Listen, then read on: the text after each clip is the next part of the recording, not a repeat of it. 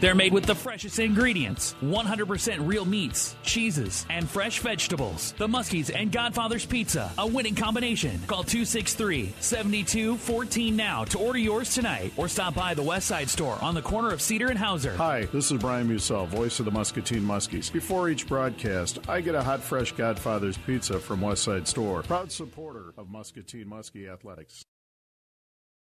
My hair gets too long, I lose my edge. But when my cut's right, I'm right. I'm back to being me. My dimples activate. My cleft chin becomes cleftier.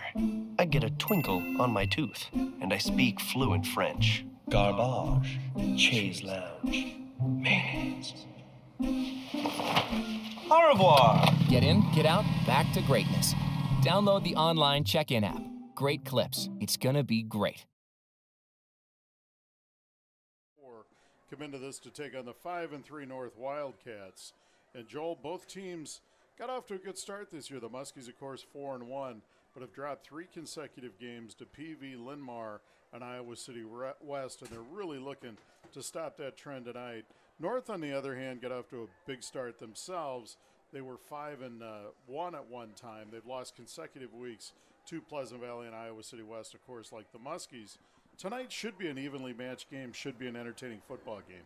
Yeah, it should be a fun one. I think I joked with WQAD's Matt Randazzo about a month ago that this game might be for the district title, as both teams started out 5-1 on the season, or 4-1 on the season, and that hasn't quite come to fruition as far as these two teams looking to go to make sure they preserve winning seasons for their respective programs. Muscatine 4-4, but this is a game that I think that we're going to see next year mean a whole heck of a lot come playoff time. And I don't want to poo-poo what's going on this year, but these are two teams that are on the rise in this region as far as this goes. No doubt about it. North has done a terrific job. Coach Cruzy's done a great job since taking over this program, and 6 wins would be a big deal for those guys. The Muskies, of course, their senior class and their overall program. Coach Mueller would love nothing more than to get this win, end on a winning note, 5-4, and take a big positive step going into the offseason to build on. Some stat stuffers for North, of course. They're led by Jack West at quarterback, 806 yards on the season, 5 touchdowns and 5 interceptions. Leading rusher is Cade Schultz, 459 yards, 2 touchdowns, and a key that the Muskies are going to key on tonight, the receiver Priest Sheedy, 36 catches, 613 yards. So the Muskie defense will have their hands full tonight, Joel. Yeah, their hands are going to be full. Coach Cruzy, you mentioned him. North has had 2 really good football coaching hires, their last 2 hires. Guy Dierks, who came from Louisa Muscatine, came up here and started to rebuild the culture, had the opportunity to go be the athletic director in his hometown in Port Byron, Illinois. And then Coach Cruzy, coming from Independence, but before then was in North Tama, took a team that historically was always kind of second fiddle in their area, South Tama. Took North Tama to the Dome 3 times in his tenure there while the head coach, and was state runner-up in 2008. So North has a coaching staff. They're in their second year, third full year, I think, at the helm. And they run an offense that's explosive. It's predicated on explosive plays. They want to get the ball out of their quarterback's hands and run the ball, but also get a lot of feedback. We have a national anthem here going, getting ready as we get started. So we'll take a quick break here for our national anthem from the Davenport North Marching Band.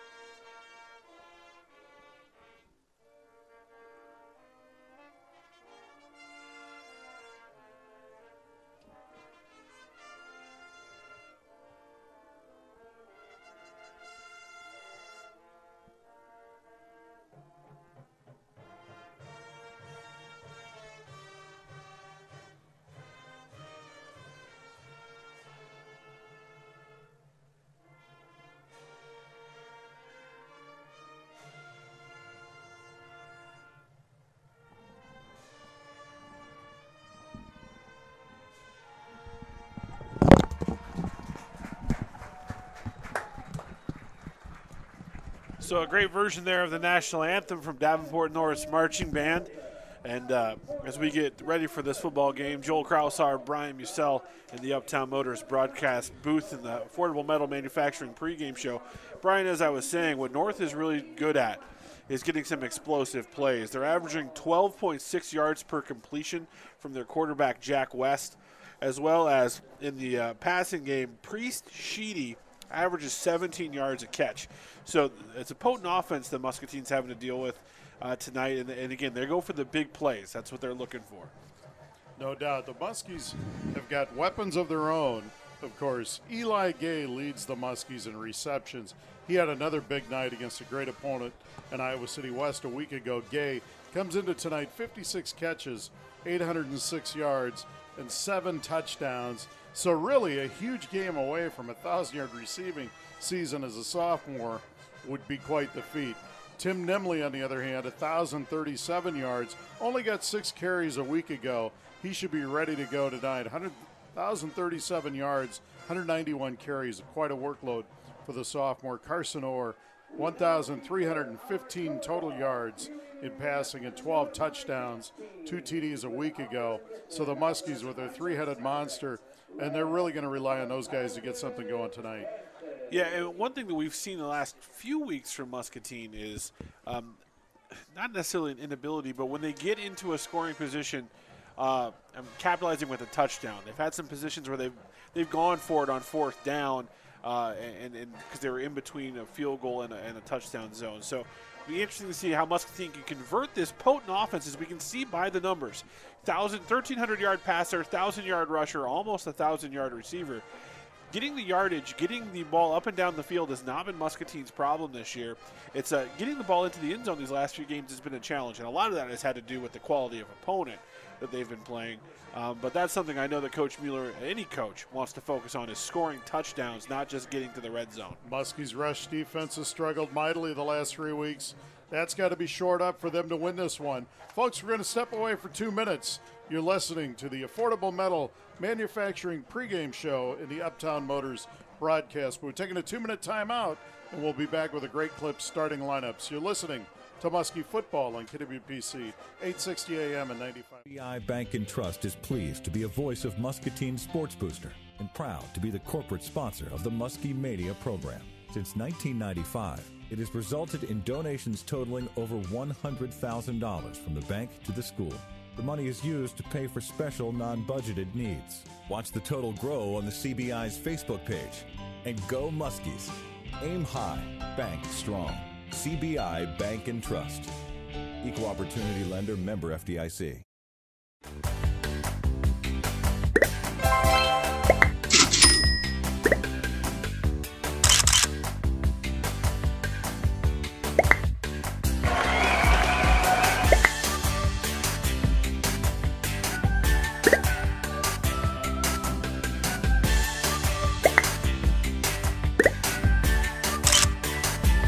Classes start soon. Learn more at eicc.edu.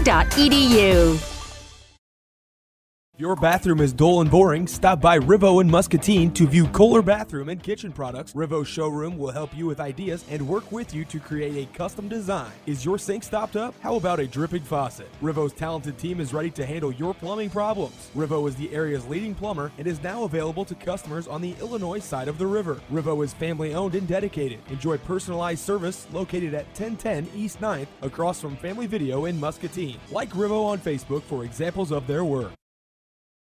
Uptown Motors reminds you it's time to winterize your vehicle, and Uptown Service is here to help. We'll inspect your vehicle's tires, belts, hoses, and more for the weather ahead and recommend any work to be done, including engine tune-ups. With winter driving comes an increased risk of collision. Uptown Motors has you covered with our new body shop. We make a stressful experience less painful with free estimates, loaner cars, and expert body repair backed by 50 years experience. We welcome insurance work and may be able to help with your deductible. Uptown Motors Service and Body Shop, Muscatine, just in time for winter and just in case.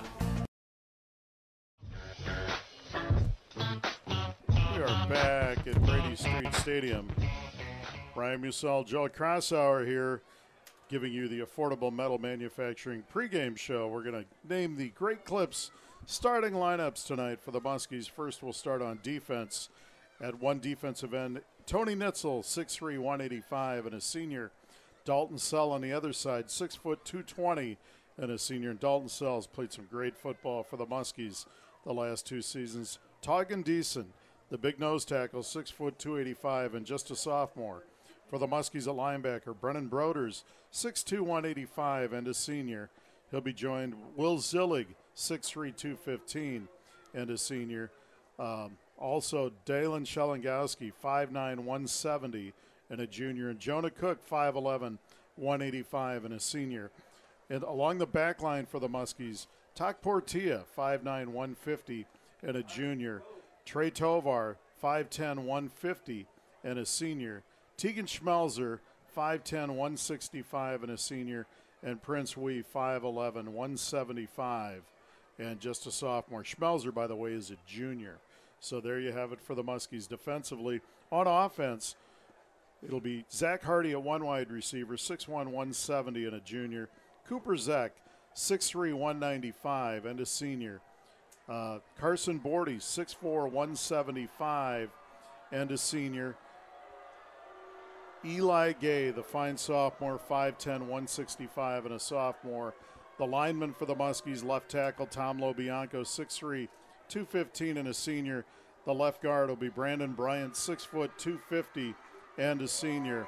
The center for the Muskies, Tanner Niehaus, 6'3", 210, and a senior. The right guard, Shane Matthias, 5'9", 240, and a senior. The right tackle, Xander Stolfus, 6'2", 240, and just a sophomore.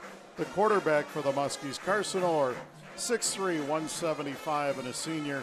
And the tailback, of course, Tim Nimley, 5'9", 175, and a sophomore. And Joel, you went through the process. You know what senior night's all about. But what's it like knowing you're playing your final game in a Muskie uniform? Yeah, it's a challenge. Like my senior year, we were playing at Bettendorf for our last game, and if we won, we were in the playoffs. So we had a lot on the line, and we fell just short. Justin Langen's Bettendorf Bulldog team, they ended up, I think, getting into the Dome that year. But you don't forget that. You know it's your last game. It's your last game with your friends. It's your last game with your coaching staff. And I think I was thinking about this morning, and I had the chance to coach these guys, the senior class. They were the first 8th grade class I coached. And, you know, there is no off season. You think about all these other sports, a lot of these kids don't specialize. But the one thing that is true, and the one thing that is true to almost all sports, is strength training, conditioning happens year-round. And the football program is usually at the center of that strength training program. And a lot of these guys, while they were playing other sports, they still were always around their football coaches, always around the football program because they were training with their teammates. It's one of the few year-round activities that you truly have in high school athletics, and it's there's something different about it. There's a reason we all love football. It's a 9-week distilled season, and you're only guaranteed 9, and it looks like Muscatine's only going to get 9. I think there might be some outside mathematical chances with a win tonight that they make it in, but you don't forget it. You want it to end with a positive, and for these guys, Muscatine looking to get a winning season in their senior year, which is a big deal for a senior class. A lot of chips need to fall for the Muskies to make it. North wins, really good chance they're in. Muskies need a lot of help. North will kick off. Kip Ridenour will kick off. The Muskies have Eli Gay deep, and he'll be joined by Tim Nimley, both standing around their 5-yard line. There's the kick, and it's a pop fly short and a fair catch by Zach. Fumbles it, ball on the ground, and I believe North has it. Cooper came in to make a fair catch at about the 25, bounced off his pads, Joel, and North recovers first down on the Muskie 27. Yeah, Cooper Zach looking to make the right play, call the fair catch. It just kind of, the tip of it just caught his shoulder pad, it looked like, and it ricocheted off. Kickoff time was 7:30 in the official temp, 56, a balmy 56, sponsored by Kirk Butcher Plumbing. Thank you, Kirk Butcher, for our game time temp and time. West brings him out of the huddle. He's got Schultz at the deep tailback. Wilmington split wide left. And there's a give right up the gut. And it's going to be Wiseman actually gets the carry. No gain. Good defense by the Muskies. Yeah, good job from the front 7 there for Muscatine, and especially those 2 middle linebackers in Zillig and Broders, who've done an outstanding job all season. No gain on the play. 2nd and 10 Wildcats on the Muskie 27. just underway. The Muskies fumble the opening kickoff, and North with good field position. Number 32, Cade Sheedy now, just a freshman in the backfield. West back to pass, screen pass to Sheedy on the left. He cuts at the 25 and down right there, a short gain of 2. Really nice defensive play by number 34 for the Muskies, and that's Nigu Dodo getting his first start as a sophomore. Yeah, they brought him up tonight. He's going to play the whole game for the varsity. The secondary suffered some injuries the last couple of weeks and some illness. So a young secondary, 3 sophomores given a go right now. Xander Morgan also in the starting lineup for the sophomore or for the Muskies. Eli Gay playing both ways, playing corner tonight due to some injuries in the Muskie secondary. 3rd and 8 North on the Muskie 25. West rolls to his right, looks downfield. There's a flag, and he's got a man at the 16. It'll be good enough for a first down, but it looks like a holding may negate this. Yeah, it looks like number 50 for Davenport North with the hold. Dalen Shelengowski on the outside linebacker blitz. Attacked the outside shoulder of the offensive lineman, and when he was getting ready to get free, just that reach. Hands got separated. Holding is just as much the responsibility of the defender to sell and to be held and earn the holding call as it is for the ref to see it. So a 9-yard gain nullified by the walk-off, and that'll take it all the way back to the 40, and that'll bring up 3rd down. They got to get to the 17, so 3rd and 23 for North. I want to say that again. It was a clear holding call because Dalen Shelengowski wouldn't let it not go unseen. He did a great job of displaying it to the official. Shelengowski's been a force all year for the Muskies. Under center now, and they give to the fullback up the gut, and he's going nowhere. Tony Nitzel with the hammer, actually down immediately. So it's going to be a punting situation for North. Tom Lobianco, sorry about that. Not used to Tom being out there on defense, made a great play. Yeah, nice job on that fullback trap. And Eli Gay stands back on his 7-yard line to take the punt. Cade Schultz in to do the punting. There's the snap. The left footer gets it away. Good kick. Gay takes it, and he's hit hard right away. Ball on the ground, another fumble, and North recovers inside the Muskie 10. And, Joel, that's probably one you fair catch there. Yeah, and I actually thought that he was going to. His hand kind of went up, and that's just a young player not making, I think, a clear enough fair catch signal, because if he throws that fair catch up, he's protected. I do think that I'm going to put that on the list for a questionable call, though, because I think that he didn't give him a clean opportunity to make the catch. We'll Very see it close. On the Watch that on the replay, but the Muskies now, their second turnover in the first 2 minutes and 12 seconds of this game, and let's see if the defense can hold one more time. Weston Wiseman in the backfield. They've got a bunch right. Back to pass is West. He looks. Now he rolls to his right. Plenty of time. Got a man wide open in the corner. Touchdown, Davenport North, and it's complete to number 10, Zach Cadell. 9:42 left in the first quarter, and it's North 6 and the Muskies nothing. Yeah, just a good corner route there from, it looked like the tight end on the bootleg there from North, and an easy passing completion there for that first touchdown. Not how the Muskies drew up the start of this game, Brian. Number 50, Kip Ridenour on for the PAT. And not to start the Muskies, you're right, Joel. 2 turnovers, both on special teams, and there's the PAT, and it is good. I want to keep wanting to say West. It's North 7, the Muskies nothing, 9:42 to play in the first. We're stepping away for 60. You're listening to Muskie Football on KWPC, 860 AM and 95.1 FM. Ken LaRue, co-owner of Quality Transports, inviting you to see our 21-passenger bus or our 12-passenger limo. We can take your group to a ball game, the casino, shopping, wedding receptions, or out for a fun day on the town with family and friends. Schedule now. Weddings or family events, traveling together is more fun. Quality Transports has you covered, safely and on time. Reach us at 563-770-0156. Thank you.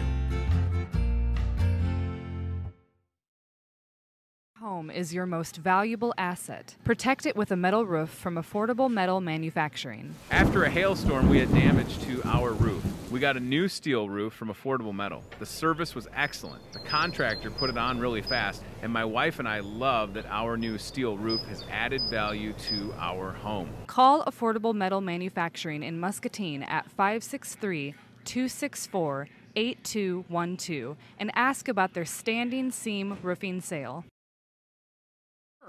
And the Muskies' first possession will be first down on their own 45. And the benefit of having your starting right tackle also be your kicker is that it's a little bit of a wall when you run into. It looks like he's Rittenauer is a decent athlete there with a big tackle on Takpor. He's stonewalled Takpor right at the 45. 9:32 to play in the first quarter. North 7 and the Muskies nothing.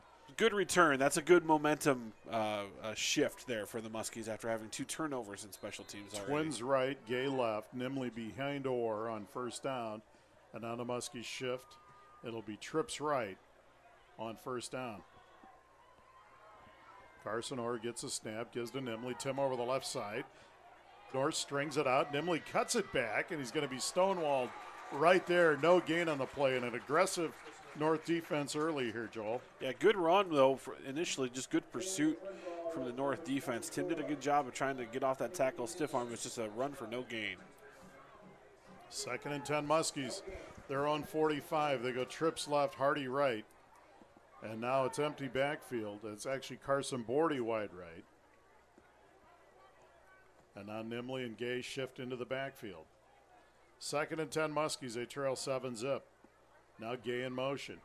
And there's a give to Nimley again. Straight up the gut. Tim over midfield and down to the 46. A gain of 9. It'll be 3rd and 1. Yeah, the shifts are doing a good job. Some of those are diagnostic. You're trying to figure out exactly how they're reacting. You can tip off some coverages.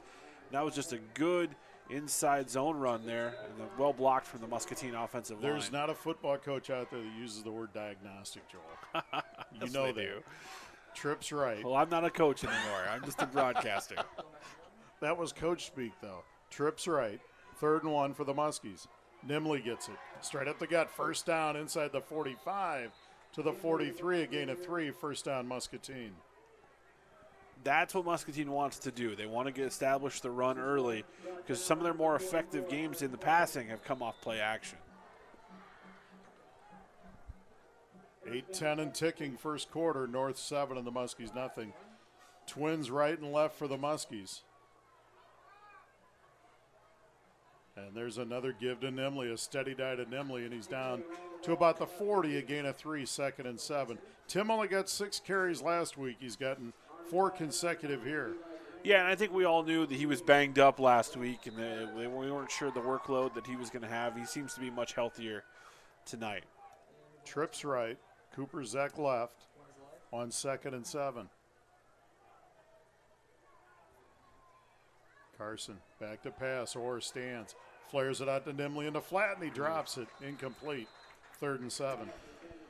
The play was there. Nimley catches that. He's got a first down, I believe, at least. That's a good play. Carson threw a nice ball. Just a little short-armed it there from Nimley. 3rd and 7 Muskies on the North 40. 7:28 to go. First quarter, and North leads Muscatine 7-zip. Trips left for the Muskies. Twins right as they go empty on 3rd and 7. Now Gay and Nimley shift to the backfield once again. What that's doing is showing the safety position here. Now Nimley in motion. And there's a pass over the middle of the tight end. Incomplete. Too low for Cooper Zek. 4th and 7. And let's see. Coach Mueller looks like he's going for it here. Yeah, I think on this part of the field, this is a good situation to go for it. But we talked about those shifts, and what it showed is the safeties both regrouped to the center of the field. Then when motion continued, that showed man-to-man right away. So they knew that by running the play action, that would hold the linebacker to let Zek release into the seam. And it was there. It just was a low throw from Carson Orr. Oh, the ball got spotted wrong. Yeah, that's exactly right. The North fans, I was wondering what was going on. The Muskies gained 1.5 yards on that last spot. Around an incomplete pass. Actually, it's still not spotted right. It was about a half yard shy of that, but we'll take it. 4th and 7 Muskies from the North 40. Nimley in motion. Orr back to pass. He throws it out to Bordy. Double pass. Got a man, rushes on, and Carson Bordy goes down.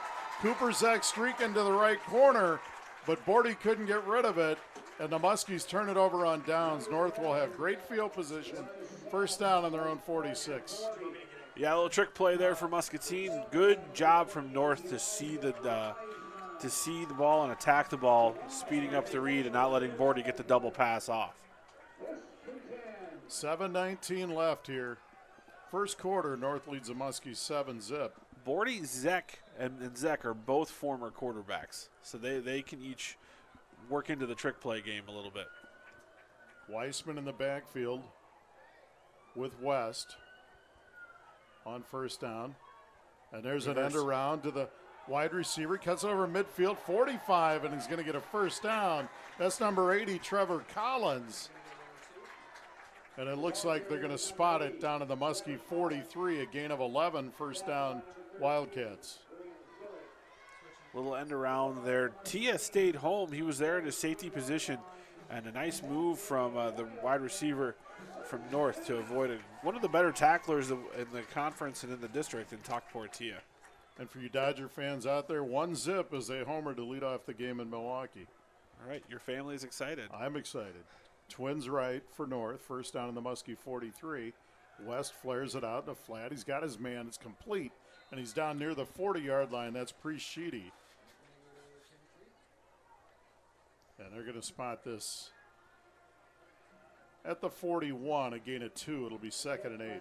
I'm not trying just to be a contrarian, but I am going for the Brewers in that series. I figured you would. That is, I have no dog really in the Major League Baseball fight. Just the best food I've had at a baseball stadium has been in Milwaukee. Old County Stadium brats are some of the best food you could ever have. County Stadium. That was a dump. North goes empty, 2nd and 8 from the 41. Back to pass is West. He rolls to his right, rushes on. West, there's a flag. The Muskie's going to get a hold. And it's incomplete at the 30. Incomplete to Taryn Wilmington. But there's another hold on North. So this is going to push him back. Yeah, Talkport, TD there at the nose tackle position. Tongan Deason did a great job of pushing that center back, and he actually forced the hold call there on that defensive line pass rush. Spot of the foul is the 47, so this is going to be a big walk-off. And it's going to take it down to the the North 43. They've got to get down to the Muskie 33. Since I know that Boone, Iowa, listens to our broadcasts, come on, Iowa, let's take the spot foul out of the holding penalty. Let's go from the line of scrimmage. It's too devastating for a high school offense. 2nd and 24, and there's a give straight up the gut, and the Muskies are waiting for him. The 45, a gain of 2. It'll be 3rd and 22. Shelengowski and Zilla get on a stop for the Muskies. A 17-year-old kid should not be capable of committing essentially a 22-yard penalty. Well, if they're holding good enough, which and this isn't.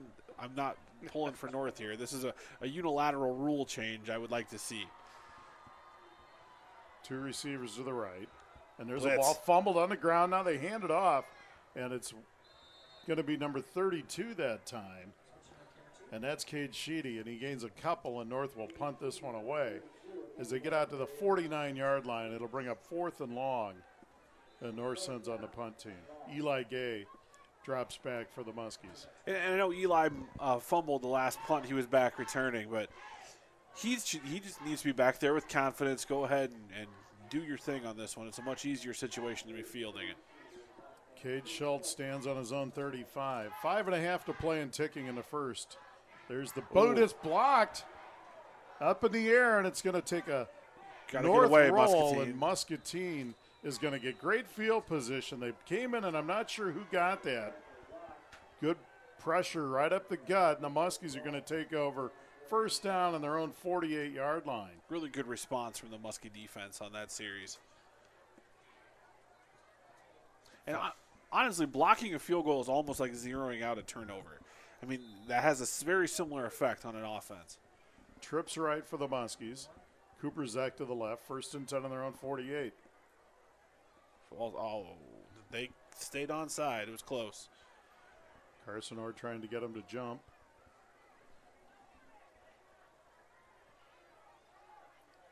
Long count. Now Orr gives to Nimley. Straight up the gut. Tim 50. 45 runs over a guy inside the 40 to the 39. And Nimley showing the hammer there for 13. That was a truck stick on that one. He just lowered his shoulder right to the face mask of the safety. And doing that in the first quarter makes a difference, because in the fourth quarter, that guy may not think about going low anymore. He may not come up as hard. Nimley running with fresh legs, it looks like tonight.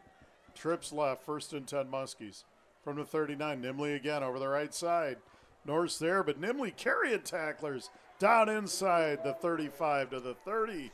A gain of 9, 2nd and 1 Muskies. You know, when you sit in a wrestling room and you talk to a wrestling coach, they talk about that pressure, forward pressure, pushing on your opponent. That's what Tim does when he runs. You may get him and you make contact, but he puts that forward pressure on you and makes you have to finish the tackle. Trips left, 2nd and 1 Muskies from the North 30.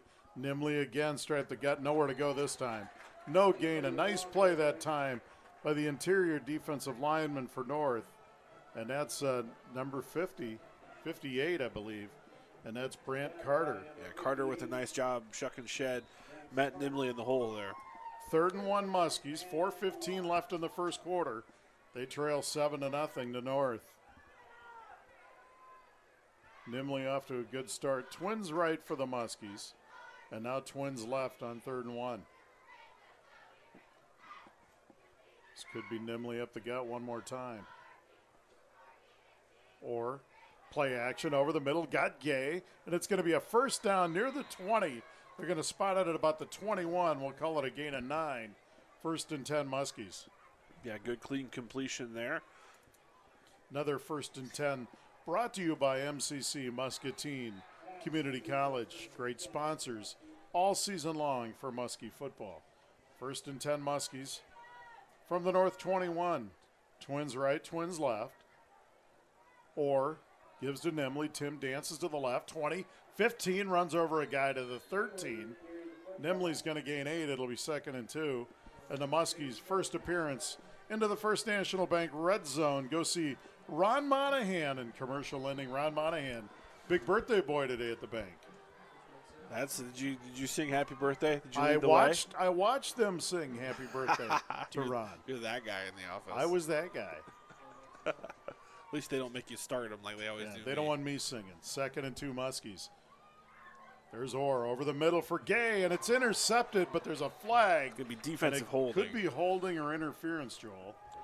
And the arm bar was firmly in place from the right corner for Davenport North. And it is defensive holding, so the Muskies are going to get a first down out of this.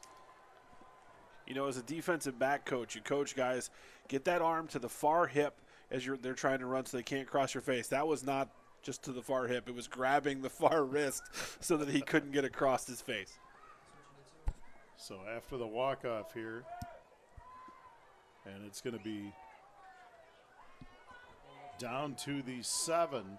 So the Muskies 1st and goal just inside the North 7 with 3:02 to play in the first. Hardy, Gay, and Bordy wide right for the Muskies. H-back is Zek, and Nimley stands behind Orr on 1st and goal. Orr gets it, gives to Nimley. Tim straight at the gut, touchdown! Muskies 7 yards out. Tim Nimley, 2:58 left in the first, and it's North 7 and the Muskies 6. Yeah, really great block from the whole Muscatine offensive front. Cooper Zek from his tight end position, the 5 offensive linemen. That was a clean hole for Nimley to get through. Carson Bordy on for the PAT.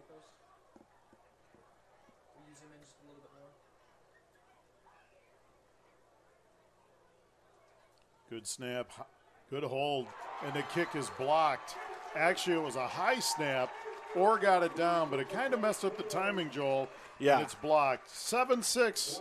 North leads the Muskies. We're stepping away for 60. You're listening to Muskie Football on KWPC, 860 AM and 95.1 FM. How well do your children see? You know the difference between an eye screening and a complete eye exam by an optometrist may be the difference between a child prepared to learn and a child with a vision-related problem. The Vision Center optometrists examine children that are unable to read an eye chart. Remember, routine eye exams are most important, knowing that 1 out of 4 kids have a visual disorder. Come to the Vision Center PC, only the finest care.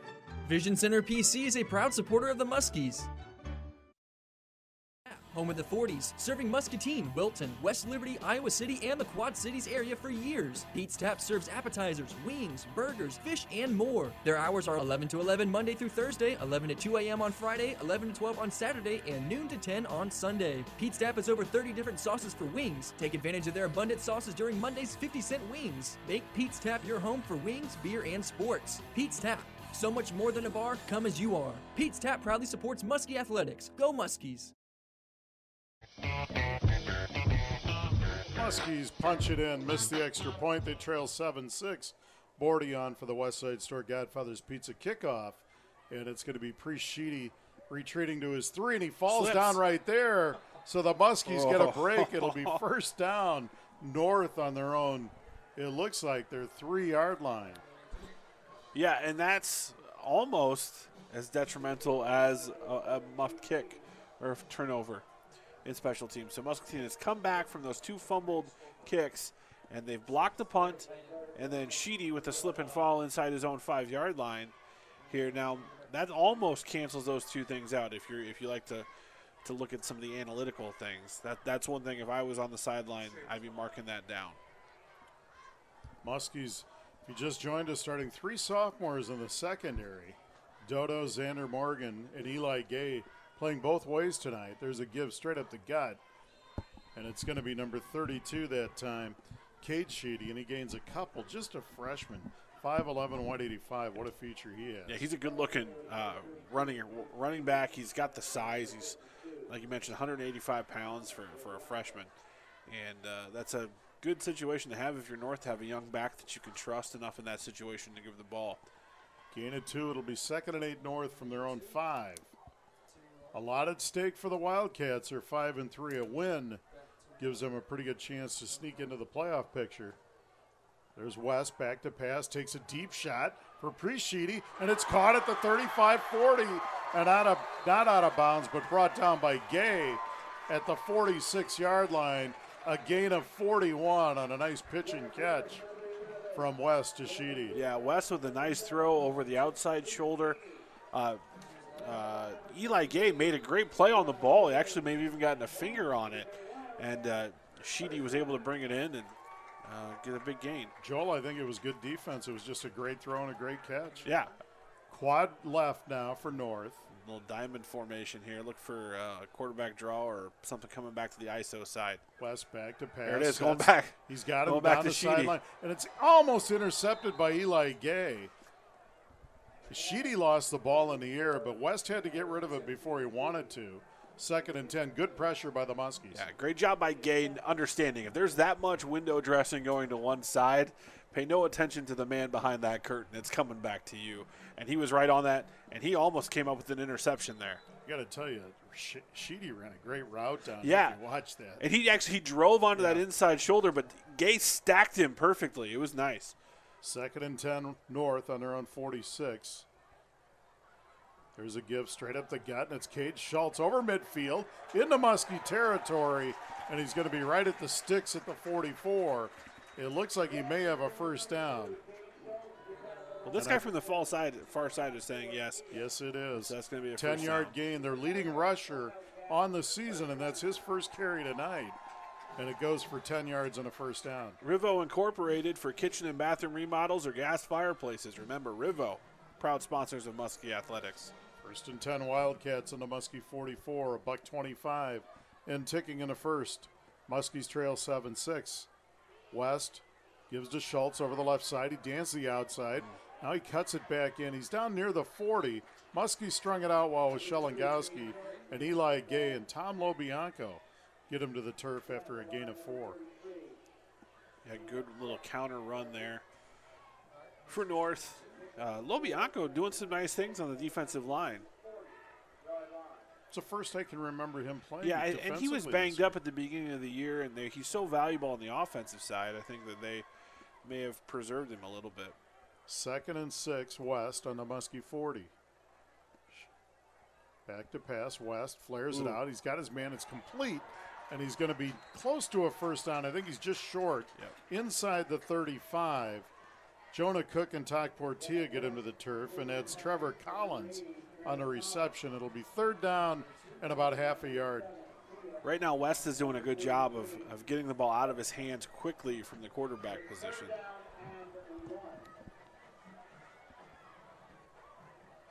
Because the pressure's been there from the Muscatine defensive front.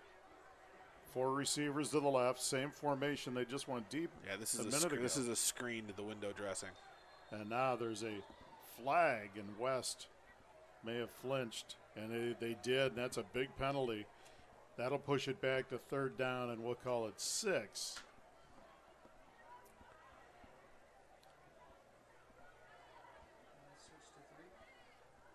And you start to figure out some guys' tendencies when you watch them call games. And Coach Cruzy, I saw several of his games at North Tama. My brother was an attorney in Traer, and so I saw several games.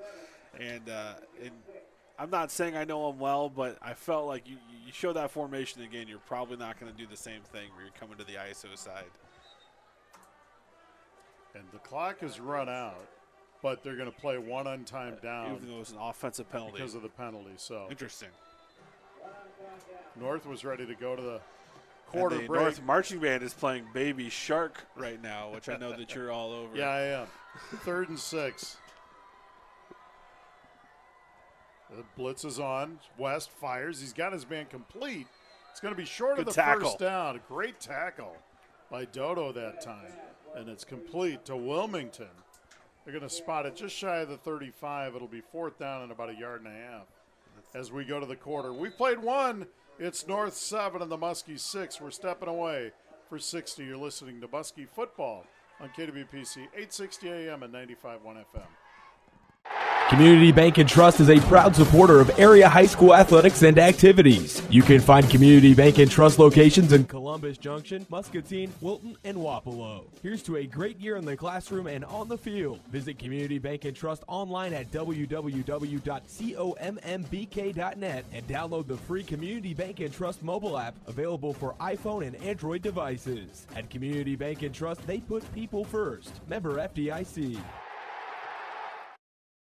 Be as simple, or maybe something a little more complex, or maybe your just doesn't work. Whether it's a service call, remodel, or new construction, Kirk Butcher Plumbing brings you quality, friendly service with over 40 years of experience working for you. Kirk Butcher Plumbing is the area's leading plumber serving all of Muscatine County, offering you the best rates, so you not only get experience, you save money as well. And his fast, friendly service means you don't have to live with that for too long. Call Kirk Butcher today, 264-6105. Stadium, and North has 4th and about a yard and a half, just shy of the Muskie 35 as we start quarter number 2. Tim Nimley, 51 yards on 9 carries, and there's a give up the middle, and it's going to be a first down inside the 25 to about the 23, and that's Wiseman again. And that's a big gain and a first down for North at the Muskie 23. Yeah, both teams having key 4th down conversions here on their last 2 series. Just underway, second quarter. Joel, I've been coming to games a long time. This is the best crowd I can remember North having. It's kind of nice to see them turn their program around. There's a revitalization here. And we saw TD takes him to the turf after a short game. And we saw proud North senior night parent, we think. I don't senior Jeff Miller, Splinter, who's the facilities director for Muscatine. He was up in the press box earlier. There is a new energy with this North program. Gain of 1. It'll be 2nd and 9 Wildcats on the Muskie 22. If you just joined us, the Muskies fumbled the first kickoff of the game and the first punt to them, so they had 2 opportunities, fumbled both away, but North only cashed in on one of them. West back to pass, sets, looks downfield, now he rolls to the right, down he goes, Will Zillig with the sack. Great defense by the Muskie linebacker. He didn't let him get to the outside, Joel. Good contain and a sack. Yeah, great sack there from the senior on the kind of delay loop blitz. And he did a nice job of finishing the tackle. Loss of 10 back to the 32, and it'll bring up 3rd and 19 for North. And great coverage downfield on that sack. West had a long time to look down, and there was just nobody open. Twins right, twins left. Schultz in the backfield with West. Back to passes West. He's going to take a deep shot downfield. He's got a man, and it's complete, but he may be out of bounds. He's spotting him in. Oh, now he's saying he's out. Joel, that's weird because he ran up to spot it, but then he waves him out, which I thought he was out. Yeah. But I didn't know what the official was going to do there. Yeah, it's almost like he got confused on his mechanics, but ultimately it looks like he made the right call. He made the right call. So it's 4th and 19 for North. On the and Jonah Muskie Cook 32. with a tremendous quarterback pressure, a big hit from the senior linebacker. So that'll bring up 4th down, and let's see if North pooch punts this or they go for it. Might as well go for it in this position, huh? And it looks like it. The play clock down is down to 5. They've got to hurry. 2 by 2. And they do get it off. Back to pass. Rolls to his right. Low Bianca with pressure. West looks. Takes a shot downfield. Got a man. And it's going to be complete inside the 5 to the 3. What a throw by West and caught by Collins. And the Muskies had good coverage, but he had a long time to throw it. Yeah, he was able to work the pocket, extend it, roll out to his right, and get a throw downfield. 29-yard gain on 4th and 19, and that's tough.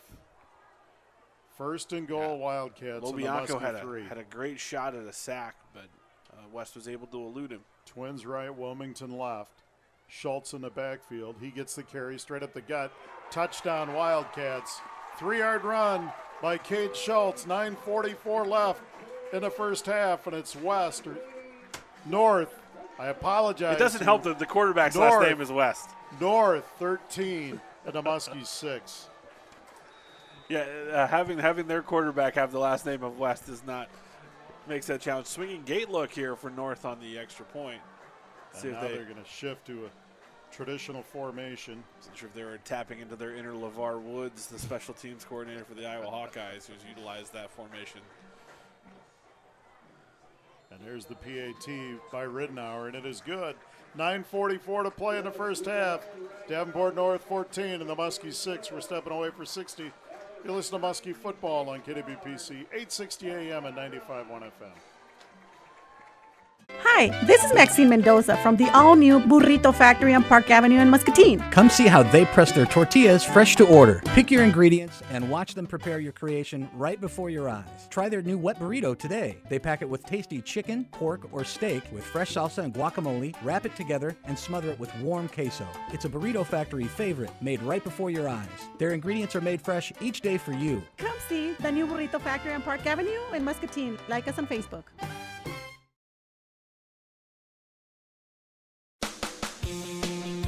Protect your home with Bosch Pest Control. Bed bugs, Asian beetles, spiders, fleas, crickets, termites, moles, and more. Bosch Pest Control uses cutting-edge technology to protect your home from these annoying pests. Bosch Pest Control is always training their technicians so they'll be able to provide you with the best service and protection. Bosch Pest Control, across from Harper's on Grandview Avenue, South Muscatine. Don't squash them, Bosch them. 6. So the Muskies will have good field position there. 9:39 left in the first half, and it's Davenport North 14 and the Muscatine Muskies 6.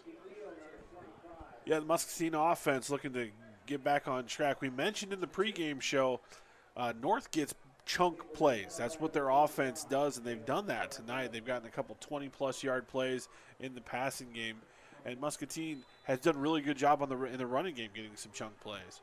Twins left, Carson Bordy to the right on first down for the Muskies. Orr barks out the signals. He gives to Nimley, and he's hit hard, and down he goes in the backfield. Number 4 with the hammer. Yeah, big blitz there. A little run blitz action from the middle linebacker. Actually, I think that might have been number 8. Number 8. Sorry about that. Kobe Dirks. Dirks. And what really he did is got him. he ran right behind the pulling linebacker. So the interference was leaving, and he had a blitz. Good call there for North, and just was able to meet Timley in the hole. 4-yard loss. 2nd and 14, Muskies on their own 32. Trips left. There's Orr, gives to Nimley straight up the gut, and Tim gets it out near the 35. He's going to gain 3. It'll be 3rd and 11, Muskies. It's good to get some of the yardage back there. 3rd down, 11, Muskies. Muskie offense needs to convert and stay on the field here. North feeling all the momentum at the moment. Hardy and Gay to the left, Bordy to the right on 3rd and 11. Orr back to pass. Now he runs up the gut. Down he goes. Carson Orr takes a hit. He's going to lose a yard. It'll be 4th and 12 back at the 34, and the Muskies send the punt team on. Yeah, good defensive series there from North. Muscatine, Carson Orr just didn't have time to get the ball downfield. He had to eat it, so he didn't have a sack fumble type situation. Bordy stands on his own 20. Cade Schultz stands back just inside the 30 for North. 7:55 and ticking here in the second quarter. Good snap. Bordy with the approach and the boot. A high kick, but it's short. And it's going to be down, taking a North roll now back towards midfield. And the Muskies down it at the 49 in Muskie territory. So a 15-yard punt, no return North with great field position. Yeah, how about a 12-yard checkup there off of the bounce? Looked like one of your loft wedge shots there, Brian. Yeah, my wedge shots are usually, you blade them spliced. Across the green. Oh, I blade them, yeah. I blade them everywhere. And then if I hit it really well, it's 20 yards short of the green. So pretty much I leave the wedge in the bag. Trips right. 1st and 10 North on the Muskie 49. West back to pass. Flares it out in the flat to Schultz, and down he goes. Dalen Shelengowski with a great hit and a 5-yard loss. It'll be 2nd and 15. Yeah, good way to stay home there from the outside linebacker for the Muskies, and a tremendous open field tackle for Dalen Shelengowski. Actually, we'll call it a loss of 6. It'll be 2nd and 16. Non-emergency transport. Owners Ken and Dana LaRue provide transportation services 24 hours a day, bringing you Muskie athletics. And Pete's Tap, so much more than a bar. Come as you are to Pete's Tap. 2nd and 16 North on their own 45. West back to pass. Shoots it out. Got Wilmington. He's at the 45 and down and out of bounds at about the 42-yard line. Dodo and Tak Portilla usher him out of bounds. And that'll bring up 3rd down and short now. Yeah, a little stop route there, trying to get some yards back to make it a little bit more manageable 3rd down. 3rd and 2 after the gain of 14.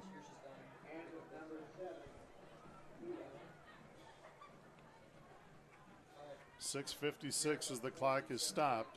Wilmington left. Sheedy wide right.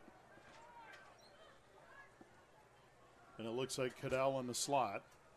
West back to pass. Rushes on. Down he goes. Dalen Shelengowski with another sack. This one way back at the 48 in Muskie territory, actually North territory. So a loss of 11, and North sends out the punt team. Yeah, good blitz call there from the Muscatine defensive staff. DJ Hawkins, defensive coordinator, bringing the athlete Shelengowski on that blitz and the pressure, and West had nowhere to go. Schultz on to punt. Eli Gay stands back on his 16 to receive this one. There's a high snap. Schultz gets it and gets rid of it. And it's going to be a short kick, a wobbly kick, and it's going to take a North roll, though, and go inside the 15 and down at the 14. So a 38-yard kick, no return, and the Muskies will have it 1st and 10 on their own 14. Yeah, strong defensive series there for Muscatine. Got a couple big sacks on that series, and that changed the play calling all the way for North. And we're able to get the ball back after a short punt. Twins right for the Muskies, and now it's Trips right as Gay shifts out. 6:08 to play in the first half, and North leads the Muskies 14-6. And now the Muskies rearrange again as Zek shifts, and now Gay goes left. Orr back to pass. Throws it over. He's got Eli Gay in the slot. But North really strings it out, and they're going to throw him for a loss. They were ready for that play, Joel. Yep. Inside the 10 to the 8. We're going to call this a loss of about 6. Yeah, the defensive line diagnosed it quickly, and they stayed home. And that tunnel screen coming right back into them. If they don't rush hard on that, it can really mess up the timing.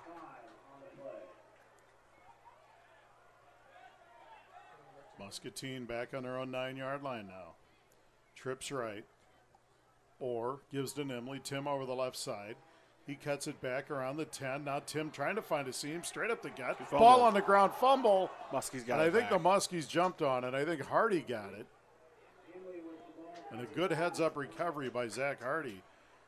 And Nimley gained 3 or 4, but he fumbled. So it's going to be 3rd down, and we'll call it 11. From just shy of the 14. Yeah, ball security is key in this area of the field because even if you don't get a conversion here on 3rd down, to be able to have the opportunity to punt it and flip the field position is crucial. 2-by-2 for the Muskies. 3rd and 11. Orr back to pass. Shoots it over. He's got Hardy. 1st down. Over the 30. Breaks a tackle. 35. And Zach Hardy out near the 40 on a nice pitch and catch of about 25 for the Muskies. 1st and 10. A really good completion there to Hardy, who's shown some flashes all season long when he's had the ball in his hands. 25-yard gain from Orr to Hardy in another Muscatine Community College. 1st down. 4:45 and ticking first half.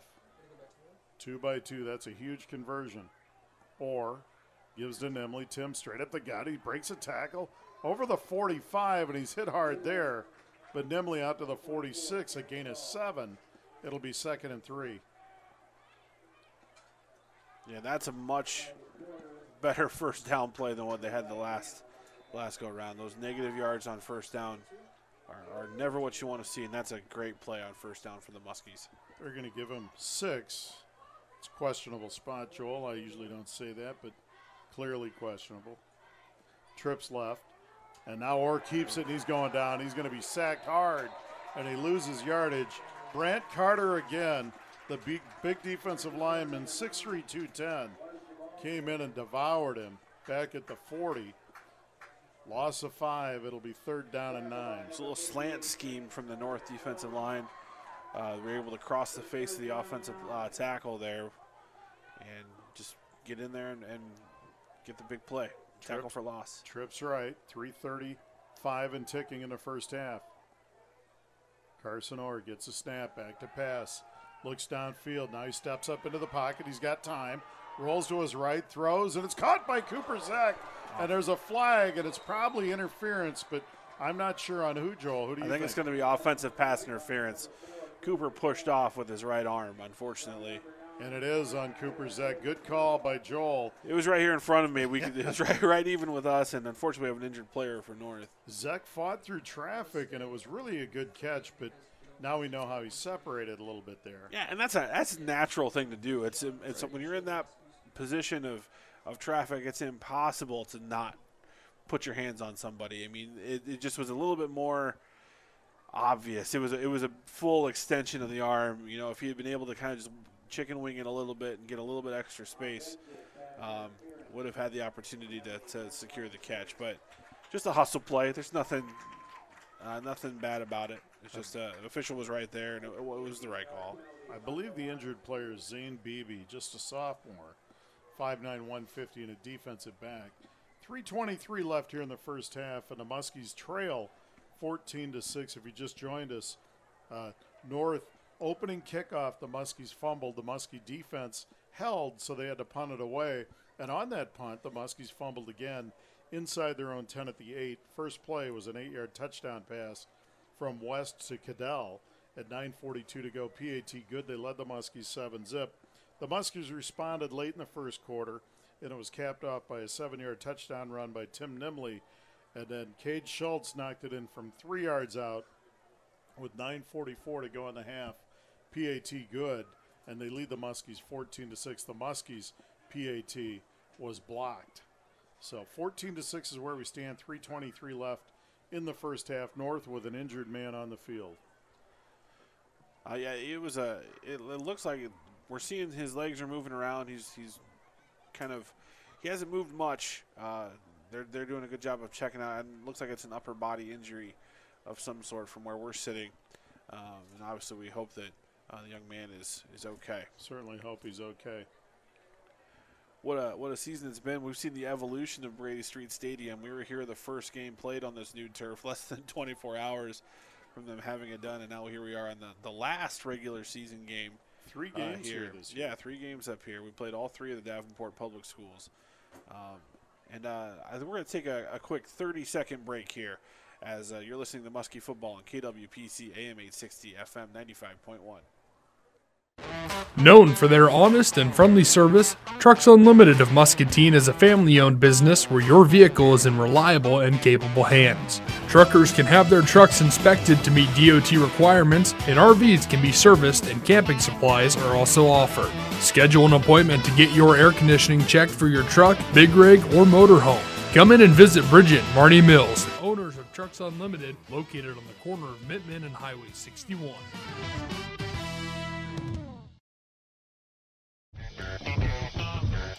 Back at Brady Street Stadium, and the injured player for North, don't want to say, I said his name earlier, I'm not for sure that's who it is, but now sitting up, so that's a good sign.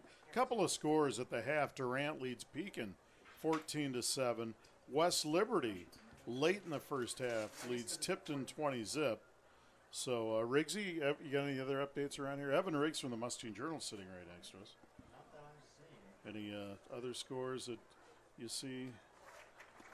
And now there's a great hand for the young man, and it is number 12. That's what I thought. Zane Beebe, a 5'9", 150-pound sophomore, walking off under his own power, and to a great hand from the home crowd here. Wilton leads Van Buren 39-zip. Wilton and Durant are going to probably end up maybe even meeting each other in the playoffs this year.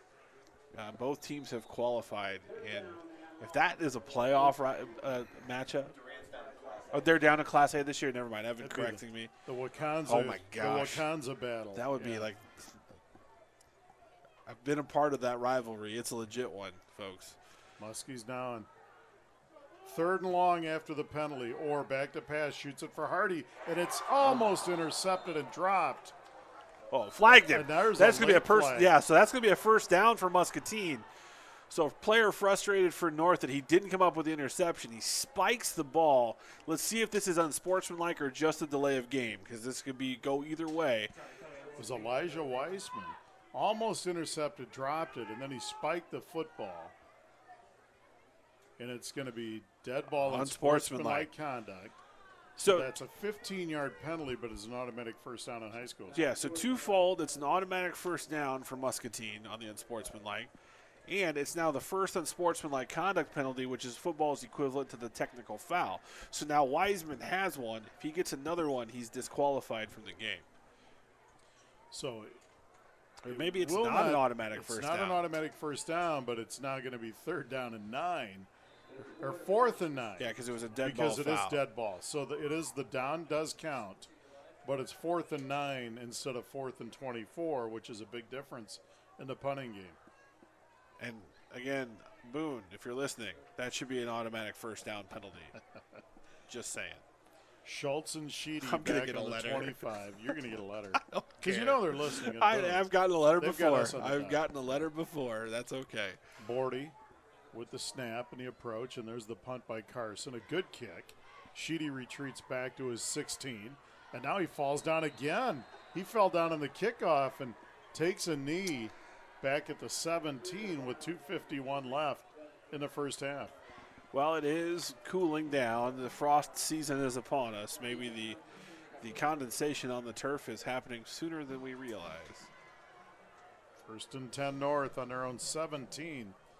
Good opportunity here for the Muskie defense. If they can get a 3 and out, they have 3 timeouts, and they could get good field position and try to tie this thing up before the half. Toyota of Muscatine bringing you Muskie Athletics, driven to give you an excellent experience. Check out the Toyota of Muscatine highlight every week on Facebook from the Voice of Muscatine. West in the gun, back to pass. Sets his feet, rushes on, flares it out to Collins. He's got him at the 23. Boy, Joel, that was a long throw. Long throw from West, and that's one that you can maybe see a little bit later in the game. Muskie is able to get in and make an interception on. Out to the 23-yard line, a gain of 5. We'll call it just over the 23. Second down, and we'll give him a gain of 6. 2nd and 4. Trips right now for North. 2nd down and 4. Just over their 23-yard line. There's West. He rolls to his right, rushes on. He gets outside the pocket now, throws downfield, got a man caught at the 48, but is it out of bounds? Yep, he's out of bounds. And he is out of bounds, so it's incomplete. West throws the ball really well on the run. Yeah, and they push the ball downfield, and it's the backside receiver who's coming all the way along. So those plays take a long time to develop. You know, Muscatine has the opportunity to maybe put some pressure into West's face on those bootlegs. 3rd and 4 now North, just shy of their own 24-yard line. But they run that scramble drill really well as an offense. When they see him break the pocket, you see all of the receivers know exactly where they need to get to try and find the hole. Sheedy, Collins, and Wilmington to the right. Schultz in the backfield, West. Back to pass. West sets, looks downfield, takes a shot, incomplete. Sheedy had it, but it went through his hands at the 40. Good coverage by Eli Gay, and North will punt this one. Yeah, really good coverage downfield. Talk Portilla going vertical with the Wilmington, and then Sheedy coming underneath. Gay was all over it. So 2 minutes to play in the first half. The Muskies should get pretty good field position after this punt, as Eli Gay stands on his own 41-yard line. Westside Store and Godfather's Pizza bringing you Muskie Athletics. Schultz into punt. Good snap, and there's the kick. Low kick, and it's going to take a huge roll for North inside the 30 down to the 28-yard line. So 27 and 22, that's a 49-yarder. Yeah, really good punt. A lot of topspin on that one. Kind of like my wedge that you mentioned earlier. Sure. So it'll be 1st and 10, Muskies now on their own 28. 1:49 to play in the half. They have 3 timeouts left, and North leads 14-6. Bordy and Gay to the right. Hardy and Zeck to the left on 1st down. Be huge for Muscatine to get some points on the board going into the locker room. Orr gives to Nimley. Tim over the left side. He's over the 30 and out to about the 33. Gain of 5, 2nd and 5 Muskies. And I believe we have all 3 timeouts for the Muskies, correct? Yep. 2nd and 5 Muskies on their own 33. Hardy's got this seam leverage. Orr back to pass. Swings it out to Nimley in the flat. Tim tries to juke a guy, and he does. Over the 30, 35, and out of bounds. He's going to be near a 1st down, just shy of the 40, and I think he's got it. There is a flag on the far side, so we'll see what this is. That could be in the realm of defensive holding, judging by where it came from. And it is defensive holding.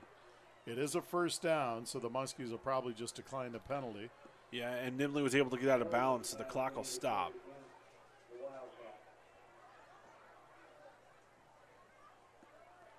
Doc Calvert out there picking up the flag. Looks like Doc's wearing batting gloves tonight. I don't know if he got those out of his toy chest or what.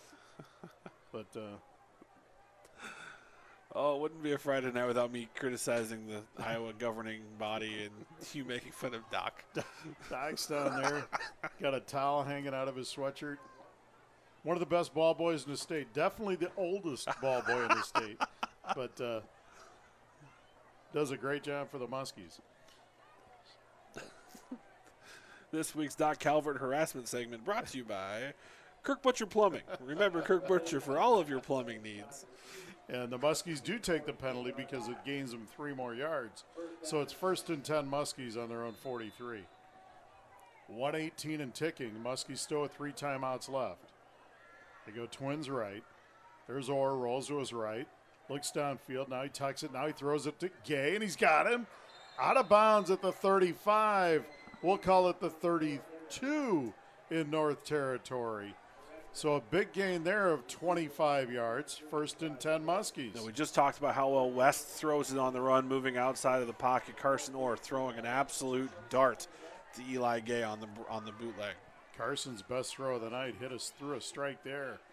1st down Muskies now in the North 32. Clock at 1:06, 14-6 North.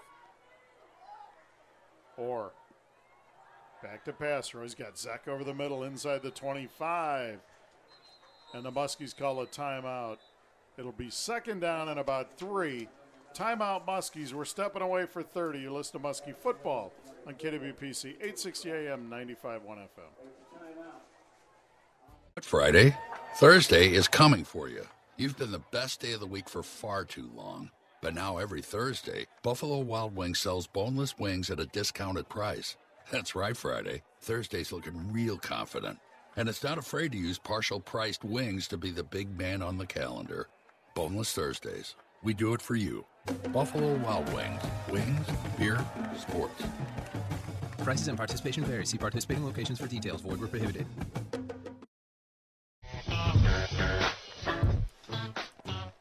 Back at Brady Street Stadium. 1:04 left in the first half. North leads the Muskies 14-6. Coach Crossauer drawing up some magic here. And Joel, you see some opportunities in the Muskie passing game. Yeah, one thing that we saw in that last play is the free safety is really biting hard on Zek in the seam. And with that 3-by-1 formation, so Zek, Gay, and Bordy all drawn up on the right side of that formation or the left side of the formation like they are here, that's opening up this offside, which Zach Hardy was lined up there. Now Cooper Zek is lined up in that position in this situation. Let's see if they see the same thing I do. 2nd and 2. They give to Nimley straight at the gut, and he's going to be just shy of the 1st down. They'll bring up 3rd down and 1 for the Muskies, and the clock's running with 54 seconds. So Muskies have 2 timeouts left. Because right now, what North is running is a coverage called Cover 3, where it's 3 deep zone between the corners and the free safety. Trips left. Or back to pass. Rushes on. Carson steps up into the pocket. Looks for Gay, and it's caught by Eli Gay inside the 10 and out of bounds at about the 5. And Eli Gay made a play for his quarterback there. Yep. He saw Orr step up in the pocket, trying to break free from the contain, and Eli Gay went vertical, knowing he could beat his man, and then Orr threw it up where he could go up and get it. 1st and goal, Muskies. So Eli's not very tall, but he has got some jumping ability. He can get off the field. On the 3. Big opportunity for the Muskie offense. Orr gives to Nimley straight up the gut. Hit hard by Carter. And down he goes. No gain on the play. And the Muskies burn their 2nd timeout with 28 seconds left in the half. We're going to leave it right here. So you've got 2nd down and goal Muskies just inside the 4-yard line. Trail 14-6. Earlier in the year, Joel, at Pleasant Valley in a high-scoring shootout, the Muskies ended up going for it on 4th and goal from about the 8-yard line. My question is this 4-down territory, or in a lower-scoring game like this, do you take the 3 if it gets to that point? I think it really depends on what happens on this play. And I know that that's kind of a cop-out answer. That is a cop-out. But if you have a timeout, so the run-pass play is on the field, it is both in play, because you can run it and still call a timeout. See, I teed it up for you. Yes, if they elect to run it here, and don't get into the end zone and they get to that 1-yard line, then I go for it on 4th down. If they run it here or it's an incomplete pass and it's no gain, and that's when I think I might kick the field goal to get that points going in to the half. But if you're putting my reputation on the line and trying to predict what Jake Mueller is going to do, I think he goes for it on 4th down. Knowing Jake Mueller, he's going for it. This is 4-down territory. Coach hates kicking. He hates anything that's not. He just likes to go. He doesn't like to punt. Yeah, we're of the generation where you got made fun of by your friends if you punted on like Madden or something like that. So Trips right for the Kidding, Muskies. that has no bearing on coach's decision. Second and goal. And they've got double coverage on Nimley to the left. Zek's got it. There's a pass over the middle. Touchdown! Cooper Zek, and you're exactly right. Joel saw that one. It opened up. That's all where the safety is. 4-yard touchdown pass from Carson Orr to Cooper Zek. 25 seconds left in the first half, and it's 14-12 North. One of the first things they teach quarterbacks is you got to know where your safeties are. And that safety shaded to the Gay side to where Gay was, and that left that seam from the backside tight end exposed. Muskie's bringing on the PAT attempt. Bordy steps into it, and the kick is good. 25 seconds left in the half. It's North 14 and the Muskies 13. We're stepping away for 60. You listen to Muskie Football on KWPC, 860 AM and 95.1 FM. CBI.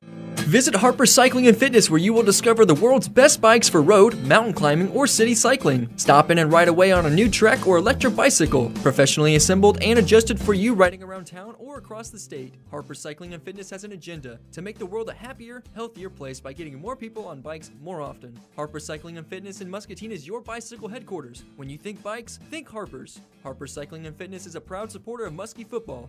Go Muskies!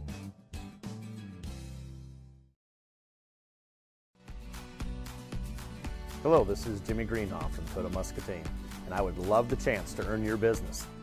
We have a great selection of new and used cars. Now is the time. If you're in the market for a new or used vehicle, please come down, give us a shot. We'll help you out any way we can.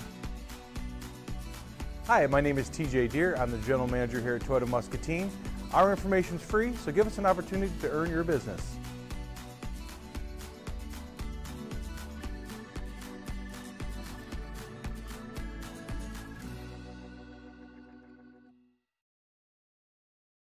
And score. 25 seconds remaining. Cooper Zek with a 4-yard touchdown reception from Carson Orr. PAT good, and they trail 14-13. Bordy will kick.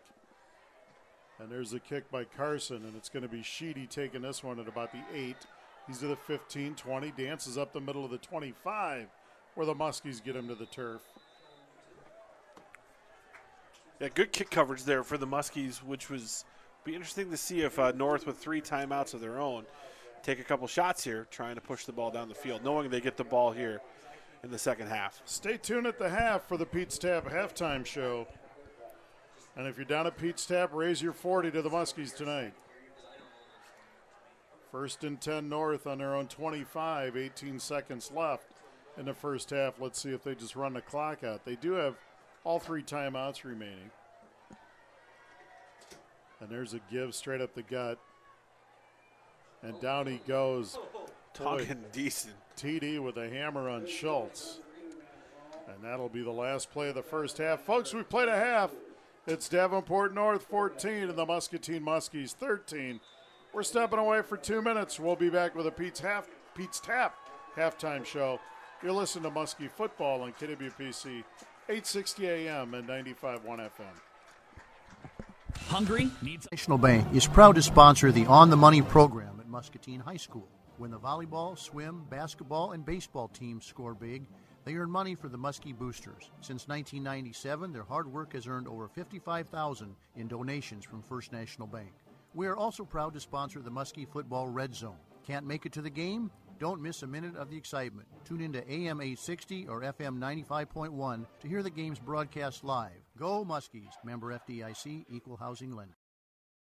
Need something fast? Come to Westside Store and grab a hot, fresh Godfather's Pizza. They're made with the freshest ingredients, 100% real meats, cheeses, and fresh vegetables. The Muskies and Godfather's Pizza, a winning combination. Call 263-7214 now to order yours tonight, or stop by the Westside Store on the corner of Cedar and Hauser. Hi, this is Brian Musell, voice of the Muscatine Muskies. Before each broadcast, I get a hot, fresh Godfather's Pizza from Westside Store, proud supporter of Muscatine Muskie Athletics.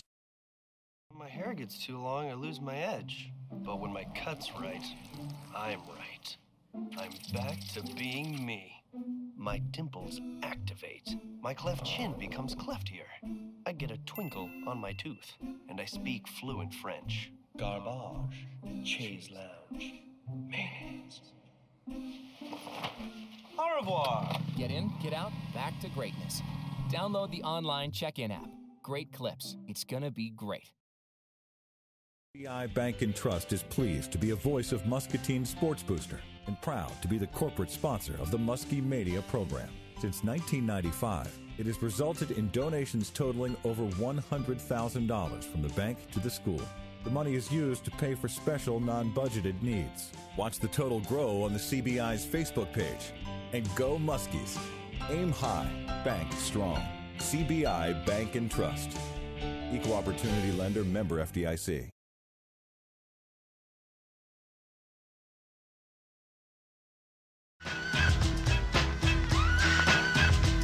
Time to jump around with Coach Truitt. We're at the half. The Pete's Tap halftime show. Brian Musell and head sophomore coach Mike Truitt, whose sophomore squad won 49-14 in the first game tonight to push their record to 6-2. And you're not done. You play again Tuesday night to make up for that Linn-Mar loss game. Another game versus Davenport Central, right, Coach? Correct, yes. On Tuesday night at 5:30, we're going to play at Muscatine. At Muscatine, folks. So you get some bonus football, Muskie fans. Tuesday night, 5:30. Go out to Muscatine Community Stadium and watch the Muskie sophomores host Davenport Central Blue Devils. And, Coach, another great effort tonight out of your kids. A little bit of a slow start in that first quarter, but once you got it going, things really went well. Draves doing a nice job playing quarterback tonight for you, making some good decisions, good throws. Mentor Cooper running the ball hard. And as always, your defense, there's so many guys that seem to hustle and swarm to the football. Just a great squad overall for you. Oh, definitely, yeah. Yeah, Mentor had a wonderful game tonight. Definitely took the game into his own hands and controlled it. And it was nice that Jake Draves was able to come in.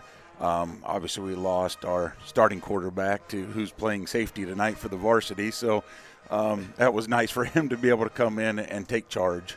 Going to mention that tonight, the defensive secondary, 3 sophomores starting tonight. Yes. for the for the Muskies, and they're doing an outstanding job. And you're right, you lose Xander Morgan, who's been your quarterback all year long.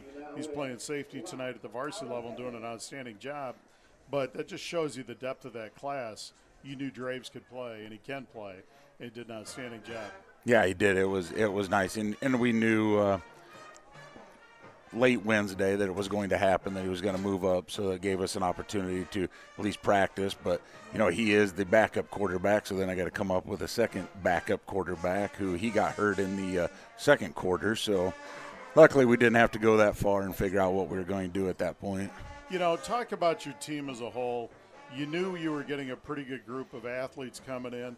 Talk about the character and talk about how much these guys have improved from first week of practice to the end of the year, and what kind of growth you've seen overall as a group. Oh, yeah, they've had huge growth. These guys, like I've said each week we talk about, they don't give up. They never panic. They never feel like they're out of a football game no matter what the score is. They always feel like they have the opportunity to come. As long as there's time on the clock, they're not out of the game. Also, they do come to practice every day, get after each other, work at making each other better. They also hold each other accountable, which is nice. If somebody's not doing their end, then as coaches we don't have to get on them. They take care of that kind of stuff themselves. You can tell it's truly a brotherhood on and off the field with that group of guys, and I think that's rubbing off on the entire program, as you can see with the success some of those guys have had at the varsity level this year. And your sophomore squad, like last week, losing at a heartbreaker. Your 2 losses were by a total of, a touchdown in each game. Yep. PV, you came storming back, had a shot. And last week at Iowa City West, you lose with like 12 seconds left to go in the game. Just a heartbreaker. But your kids have been in every battle, and they've really shown they certainly are very sound, fundamental group of football players. Yeah, we had talk this week. We read a book as a team, and the book talked a lot about adversity and not becoming complacent. And the boys that they really talked a lot about that, not becoming complacent, and that's kind of where they took the responsibility. They hung that the losses that we did have was on them, that maybe they did become too complacent and assumed that they were just automatically going to win. And I think they learned a lot from these, the 2 losses that we did have, and see what it's going to take to move up to the next level and make sure that doesn't happen once they get there. I think they'll have much success the next 2 years at the varsity level. Mike Truitt, the head sophomore coach, been a pleasure having you on all year. Tuesday night, folks, one more opportunity to go watch Muskie football. The Muscatine sophomores host Davenport Central, Muscatine Community Stadium, 5 o'clock. 5:30. 5:30, sorry. Yes. But get there at 5. Yeah, 5. Yeah, and get you a hot dog and Coke and good seat. There you go. Coach Truitt, thanks as always for Thanks, joining Brian. me tonight and all season long. And now we're going to get Ben Nitzel. Hello. He's the favorite nephew of Jim Miller. Not saying something. Ben, how you doing? Excellent. I notice, of course, we always give you crap because you're the man out there. You go coatless during the games because tough guys do that. Well, do that, but, yeah, it's some combination of tough, fat, and stupid, but yeah. Anyway, varsity tonight, really a rough start for the Muskies. You fumble the opening kickoff. You fumble the first punt. So you had 2 turnovers before you had an offensive possession. But fortunately, early on, your defense hung in there and kept you in the game and made some crucial stops. And then that 2-minute drive at the end to cut it to 1 was really big for the Muskies. Yeah, I mean, I think that there were some things that certainly didn't go their way. They showed some good tenacity throughout the half. And, great response, like you said, by the offense at the end there to punch it in and get it within 1. And really a nice 2-minute drill. What are you seeing offensively? Joel pointed out, they're trying to take Gay away. They got a man on a man over the top. A couple of those seam routes inside with Cooper and some of those guys seem like they're shaking loose, and I know you guys see that. And there was a throw in the first half that was just a little behind Zek, or that might have been a touchdown in the first quarter. So there is some opportunities out there that we can see. Yeah, I mean, I think, when you have a really tremendous talent like Eli out there, then some games you're going to have to just ride him hard and give him the ball and let him make plays. And then other games, if they're going to overplay him, you're going to have to use him as a decoy and go the other way, just like you're saying, And I think that's, the same with Tim. So you got Eli to one side, you got Tim running the ball, and if they try to take away those 2 threats, then this is where you need some of your other kids and consequently some of your seniors, like Zach, like you mentioned, to step up and make plays, and I think they can. Carson seems to be making some nice reads and doing some things well out there. So I think that's going to be the big focus is, if they're going to keep playing this way, yeah, we might not be able to get some of those plays, but we're going to have to go to the other guys and have them chip in. And they're going to have to shift over a little bit, and then that's when you get Eli to bust a big one for you. No doubt about it. The Muskie defense tonight, I'm looking at 3 sophomores now in the secondary as Gay shifted over there and a couple of guys. And a guy I haven't seen play defense all year, Tom Lobianco, seemed to play pretty well in the first half. He's been mainly on offense all year long. So there's some new faces out there, but they've stepped up and made big plays. Yeah, I think they've been put in some bad situations and been able to contain them for the most part. And this is a better Davenport North team than we see most years. So I think you got to give them credit where credit's due. And guys doing a good job. I think coach is going to want defensive line wise, those guys to get their hands on the O lineman a little bit more to slow them down. A couple times it feels like we're maybe over penetrating. We're getting a little bit too far upfield and creating some gaps. But the work rate is tremendous. You get some nice production out of the sophomores out there, which. Obviously I'm familiar with those guys, and so they look good. And again, just getting that senior linebacker play that, got a lot of linebackers there coming up and trying to make plays. And so real nice sack there from Will Zillig in the first quarter, and just keep those guys contained. That quarterback's tremendous throwing on the run. I don't get to see a lot of varsity film until we get to the game, but man, a couple times he's rolled out and throws that ball really well on the move.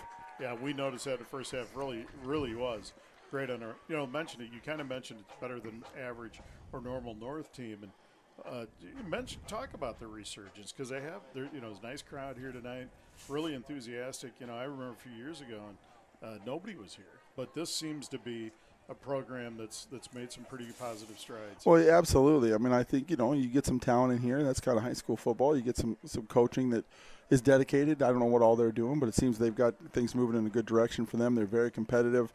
Got some nice players.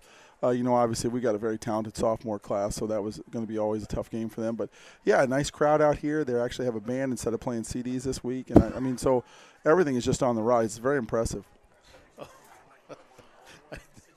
I'm sorry. I'm not recovering from that one, but that was good. Ben Nitzel, I should have Joel talking to you now. I wasn't ready for that. But at the half, folks, the Muskies trail 14-13. We're joined by Ben Nitzel, the sophomore assistant and halftime analyst for the varsity game. Keys to the second half, Ben. Muskies trail by 1. They will get the football to start the second half. Or actually, they will be kicking. Right. I mean, I think defensively, you got to just continue to make Davenport North beat you with 3 to 4 yard plays. Give a little bit of the inside stuff. Don't give up the big plays and make them march down the field and be disciplined. You know, I think our defense does a nice job with the bend, don't break throughout the year. And then when you get the ball offensively, take what they're going to give you. When you have talents like Tim and Eli, defense is going to have to do some special things to take those kids away. You have to be able to read that and then adjust to that and then take what is available. If they're going to double Eli, then that means somebody else is open or somebody else is in a soft zone. Defense is, unfortunately, we try, but we can't take everything away. So I think it's reading that, making the plays, rely on your seniors, your senior quarterback, your senior receivers, move the ball down the field, and just be patient.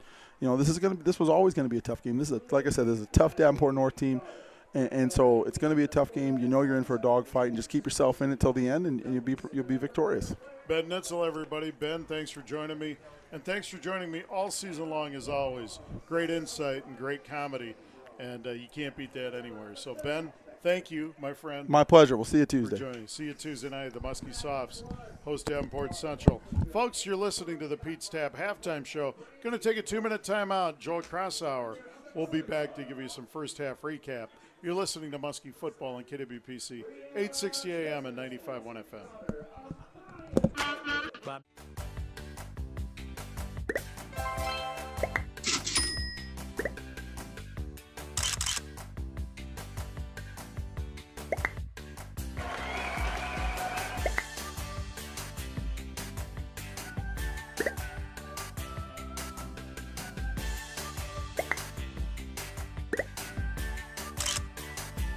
Classes start soon. Learn more at eicc.edu.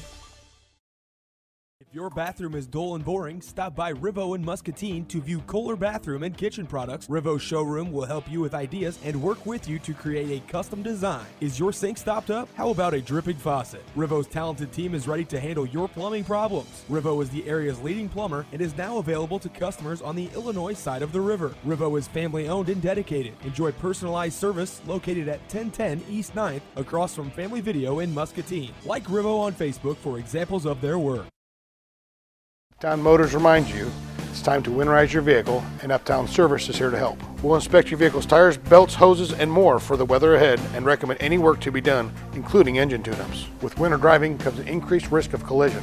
Uptown Motors has you covered with our new body shop. We make a stressful experience less painful with free estimates, loaner cars, and expert body repair backed by 50 years experience. We welcome insurance work and may be able to help with your deductible. Uptown Motors Service and Body Shop, Muscatine, just in time for winter and just in case.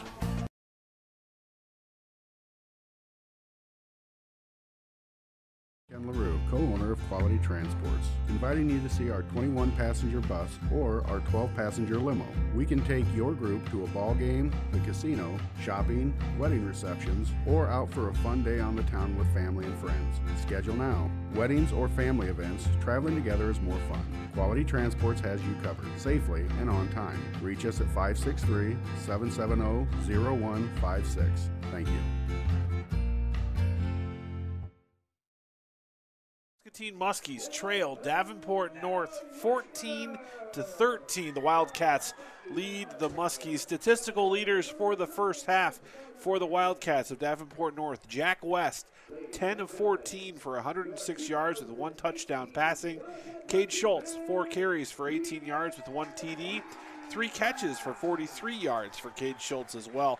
For the Muskies, Carson Orr, 8 of 11 for 90 yards and a touchdown. Tim Nimbley, 16 carries for 65 yards and 1 touchdown. Eli Gay, 4 catches for 47 yards. And Cooper Zeck, 2 catches for 11 yards and a touchdown. The Muscatine Muskies will kick off to begin the second half as they received the opening kick where they fumbled the opening kickoff, and then they proceeded to fumble a punt on their first defensive stand. So they have clawed their way back in to this end of the year matchup between the Muscatine Muskies and Davenport North. We're going to step away for 2 more minutes. It is Muskie football here at your home in the country, AM 860, FM 95.1, KWPC, your home for Muskie athletics.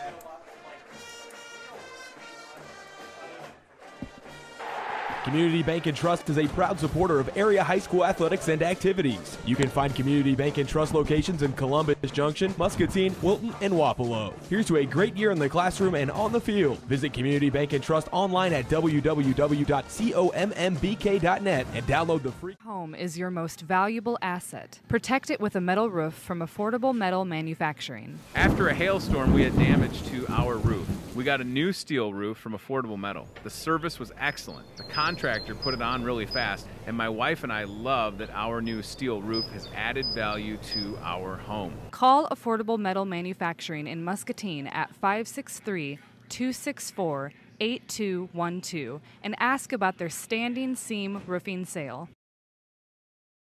How well do your children see? You know the difference between an eye screening and a complete eye exam by an optometrist may be the difference between a child prepared to learn and a child with a vision-related problem. The Vision Center optometrists examine children that are unable to read an eye chart. Remember, routine eye exams are most important, knowing that 1 out of 4 kids have a visual disorder. Come to the Vision Center PC, only the finest care.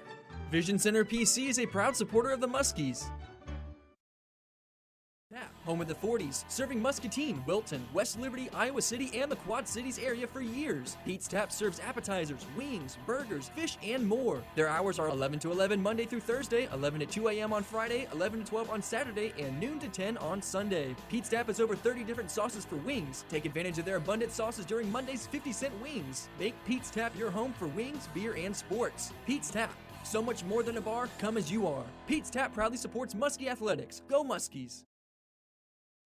Community Bank and Trust is a proud supporter of area high school athletics and activities. You can find Community Bank and Trust locations in Columbus Junction, Muscatine, Wilton, and Wapello. Here's to a great year in the classroom and on the field. Visit Community Bank and Trust online at www.commbk.net and download the free Community Bank and Trust mobile app available for iPhone and Android devices. At Community Bank and Trust, they put people first. Member FDIC.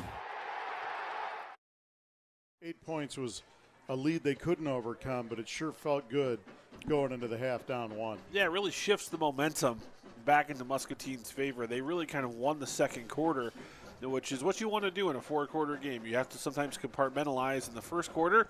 Not great. 2 turnovers. Second quarter, recouped, got back into it. Now it's a 1-point game, not just a 1-score game. And Now a touchdown or a field goal gives you the lead. So big defensive series to start the game, and also kick coverage. That's something the Muscatine wants to make sure they've done a really good job on tonight and not give up a big return to start the second half. Got a question for you. When you played at Muscatine, was the burning of the shoe a thing then? Yeah, absolutely. So how long has this tradition been going on? Because my kids got to experience it, and last night was that night for the Muskie seniors. So that's been going on for quite a while. It's been going on for quite a while. I remember my older brother doing it, who's 3 years older than me. He graduated. He would have played 1996 was his senior year. My senior year was 1999. So it goes back at least those 22 plus 20 years. I think it's older than that tradition. Why don't you talk about what that meant?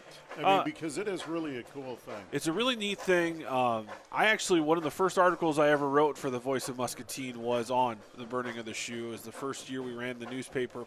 And it's one of those things that it's almost a fraternal thing.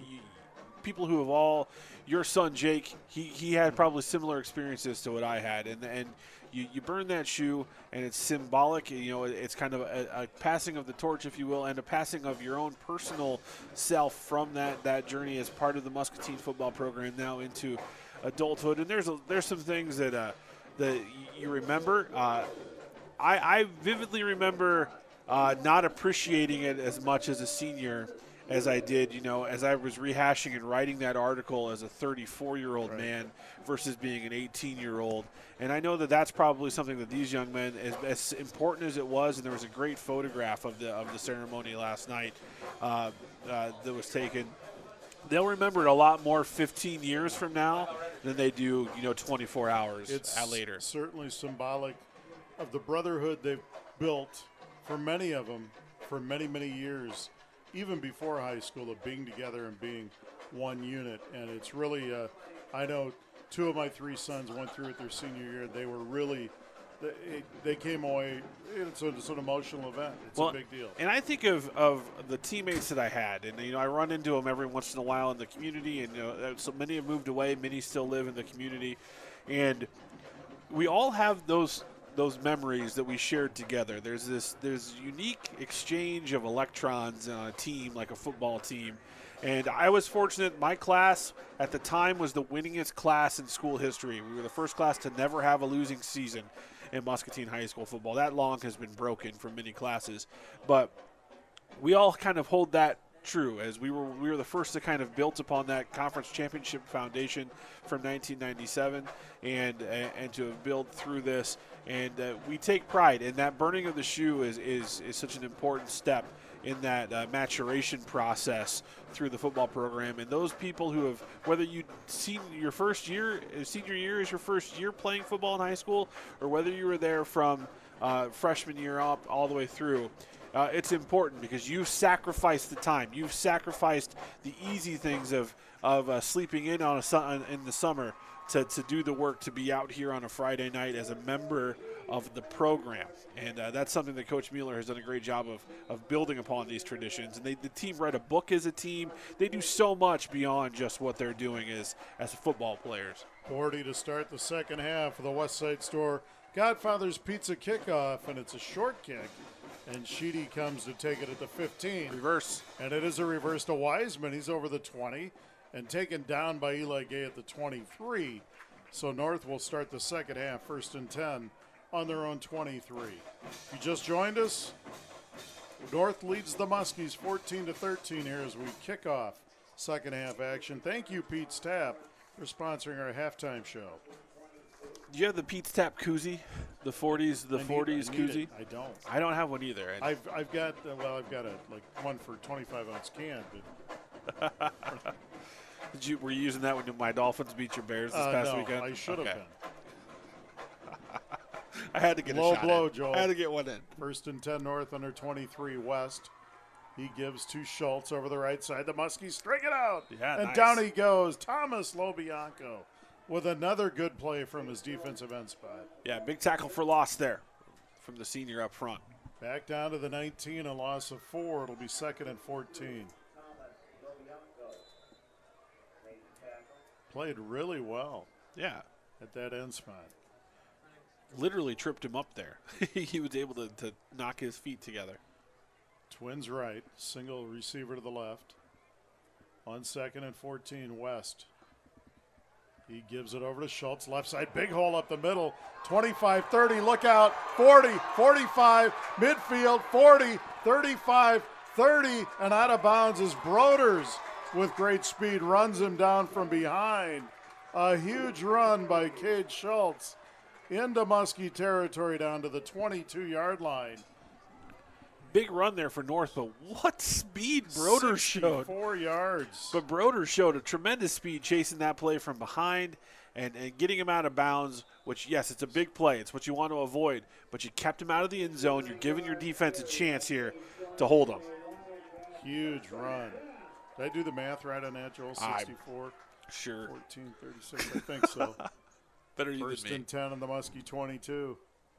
West back to pass, deep drop, looks downfield, takes a shot to the end zone, and it's incomplete. Good defense by the Muskies. Tak Portilla broke that one up at the 1 yard line, intended for Collins.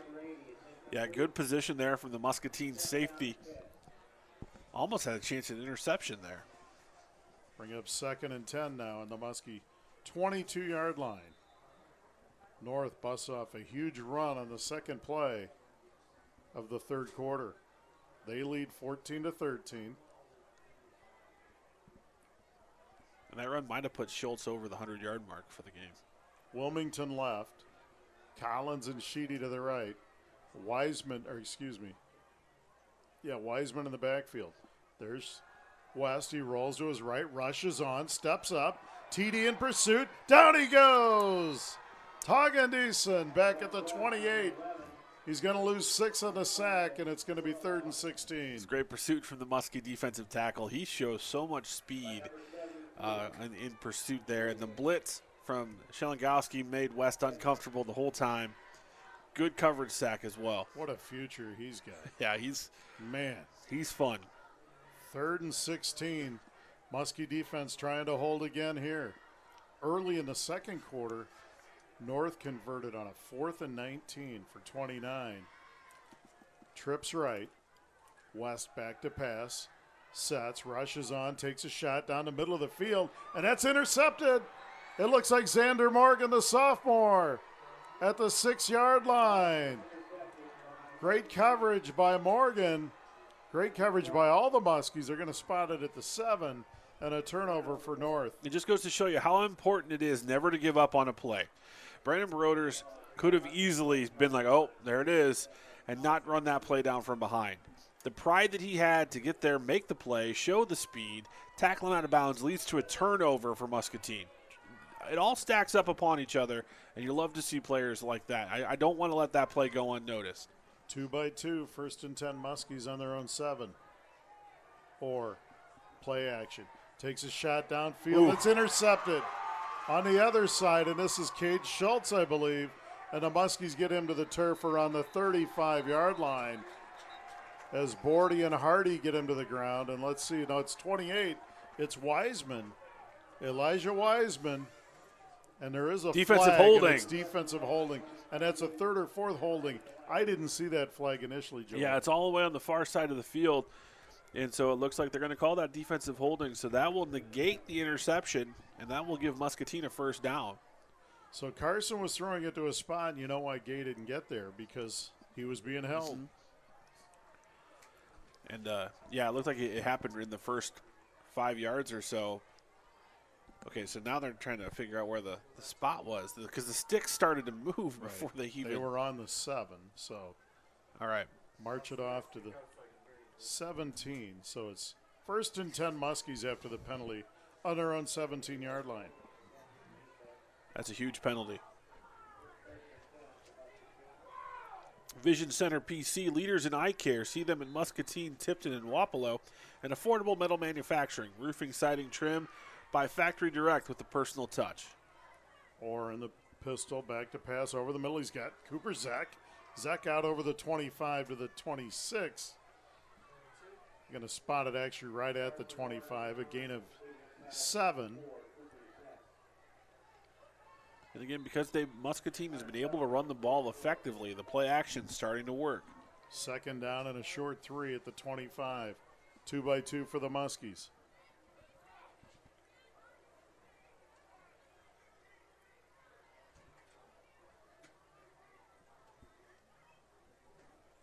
Orr barks out the signals at the line. Now he fakes it to Nimley. Play action again down the middle. He's got Eli Gay off his fingertips and incomplete. A rare drop. At midfield.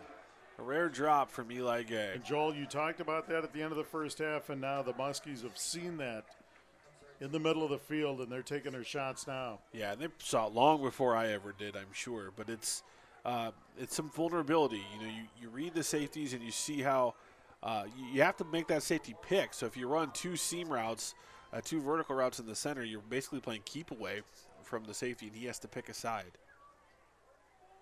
There we go. See if Nimley gets it running to the left here. 3rd down and 3. And it's Nimley straight up the gut. North's waiting for it. He's not going to get there. He's going to lose a yard, and the Muskies going to have to punt this away. Yeah, good defensive line play from the Wildcats there. Uptown Motors voted best used car dealer with a full service department, too. Bringing you Muskie Athletics. 2-yard loss back to the 23. It'll be 4th down and 4 for the Muskies. Bordy on to punt. Sheedy and Schultz back on their own 40. 8:27 and ticking here in the 3rd. North leads the Muskies 14-13. There's a snap, and there's the kick by Carson. And it's going to be Sheedy letting it hit the turf, and it goes out of bounds. Short punt at the 48 of Muscatine. A 25-yard kick no return. North with great field position, first down at the Muskie 48. Yeah, so Muscatine's able to gain about 18 yards of field position off of that because of that penalty that negated the interception. So see if the defense can continue to play on what has been really a solid game from the first quarter on. Wilmington left, Sheedy and Collins to the right on first down. West gets a snap, back to pass, sets, he throws, he's got his man Sheedy. Gay on him, he breaks a tackle down the sideline. He may score, and he will. Priest Sheedy down the right sideline. No flags this time. 48 yards and a touchdown. But they are standing at midfield, but I don't see the flag. Holding, it is holding. North. The flag was covered up, and it is a hold, and that's about the fourth one. I didn't see the flag, Joel, even though the North kids were still standing at midfield. Yeah, I didn't see it. And there was the head official who threw the flag. There it is. It's on the we couldn't see it. I was shielded. So that'll negate the touchdown. But on that, Trevor Collins had a great block downfield to spring that. But another holding call against the Wildcats to take points off the board this time. Several penalties on North. That negates a 48-yard touchdown strike for the quarterback, Jack West, to his favorite receiver, Priest Sheedy. So after the walk-off, it'll be first down and 23, way back on their own 39-yard line. Twins right. This one goes to Schultz. Nowhere to go. TD with the hammer at the line of scrimmage. No gain. It'll be second and 23. Yeah, just was able to work right through the center. And you do that with your hands. The big fella has really figured out how to use his hands as his greatest weapon up front. They're going to spot that for a 2-yard loss. So that brings up second down, 25. Lots of plays in the playbook for this down and distance, right? Yeah. Screen, draw. Draw. The Hayden Fry draw. Twins left. Sometimes. Schultz in the backfield. Snap on the ground. West picks it up. They're in pursuit. He rolls to his right. And down he goes. Will Zillig runs him down. Very short gain, if any, on that one. It'll bring up third and long. And I think that was going to be a handoff, but because the snap was so low, it disrupted the timing. Gain of 1. Third and 24 for North on their own 38-yard line.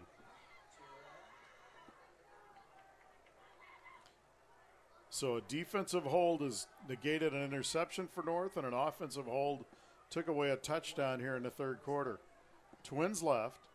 West back to pass. Blitz is on for the Muskies. He rolls out. Down he goes. Dalton Sell with a big sack down at the 28. A 10-yard loss. Great defense by the Muskies. Yeah, a little ton stunt, a tackle over nose where the defensive end curls around and Dalton Sell confusing everyone on that twist, and a big sack there for the senior.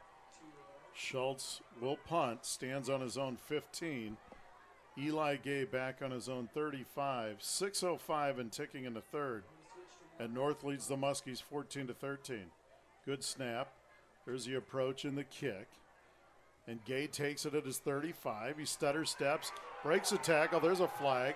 Eli at the 40, 45, still running midfield and down near the 40. That looked like a horse collar. So we're going to have offsetting penalties There is a horse collar on the tackle and a block in the back. And then we've got some unsportsmanlike conducts, I think, coming on down here. As the white hat was thrown in the air. So we have a flag thrown and then a hat thrown, which means there's a litany of penalties, I think, on this play. We've got an illegal block in the back. We have an illegal block in the back. For the record, that is not a football term. We have a horse collar tackle, Those penalties will offset. But then I believe we have some dead ball unsportsmanlike conduct type penalties because they were thrown well away from the field. So there's zero tolerance rules with a few words that a player could say. And so that's where you may be seeing some of these penalties if they disagreed. I got a good question for you then, Joel. Yeah. If you're an official, you throw your flag for 1 flag. Yep. Throw your hat for 2. What happens if you see 3? I think that at that point you just do a bunch of jumping jacks and just say, look at me, I'm throwing flags. I'm just curious because I don't know. It's a family show here. How do you not know that? I don't know. I don't know. Really putting him on the spot. But he knows who BGM is. No, I don't. Oh, so we have everything is offsetting. Everything offsets. So Muscatine got called for a personal foul as well. So That's we're going to football. punt it again. It's chippy. Okay, and they were personal fouls, not unsportsmanlike. So correct. There is a difference. Yep. So we will re-kick. 5:48 to play in the third. North leads 14-13. A lot of excitement there for nothing. Yeah. Now take it to the house, Eli. Eli Gay. And I think that they may have lost yards off the I'm spot. sure they did. Too. I don't know at this point. Put a tent on this circus, as Bob Leach, my old baseball coach, would say. There's a kick, Short and it's kick. a short kick, and it's going to go out of bounds. And Muskie's going to get great field position here. This thing should be spotted right around the 42-yard line. And it is right there at the 42-yard line. Joel got that one. Right on the 42. So kick of 14 actually, yards. They end up getting the ball right around where Eli's return ended on the offsetting penalty thing. So that's exactly right. So it's 1st and 10 Muskies on the North 42. Twins right, Gay to the left, and Nimley and Orr in the backfield. 5:42 left in the third. Muskies with an opportunity here. Carson Orr gives to Nimley straight at the gut, and he's down to about the 41, again at 2. Just short of the 40. We'll call it 2nd and 8.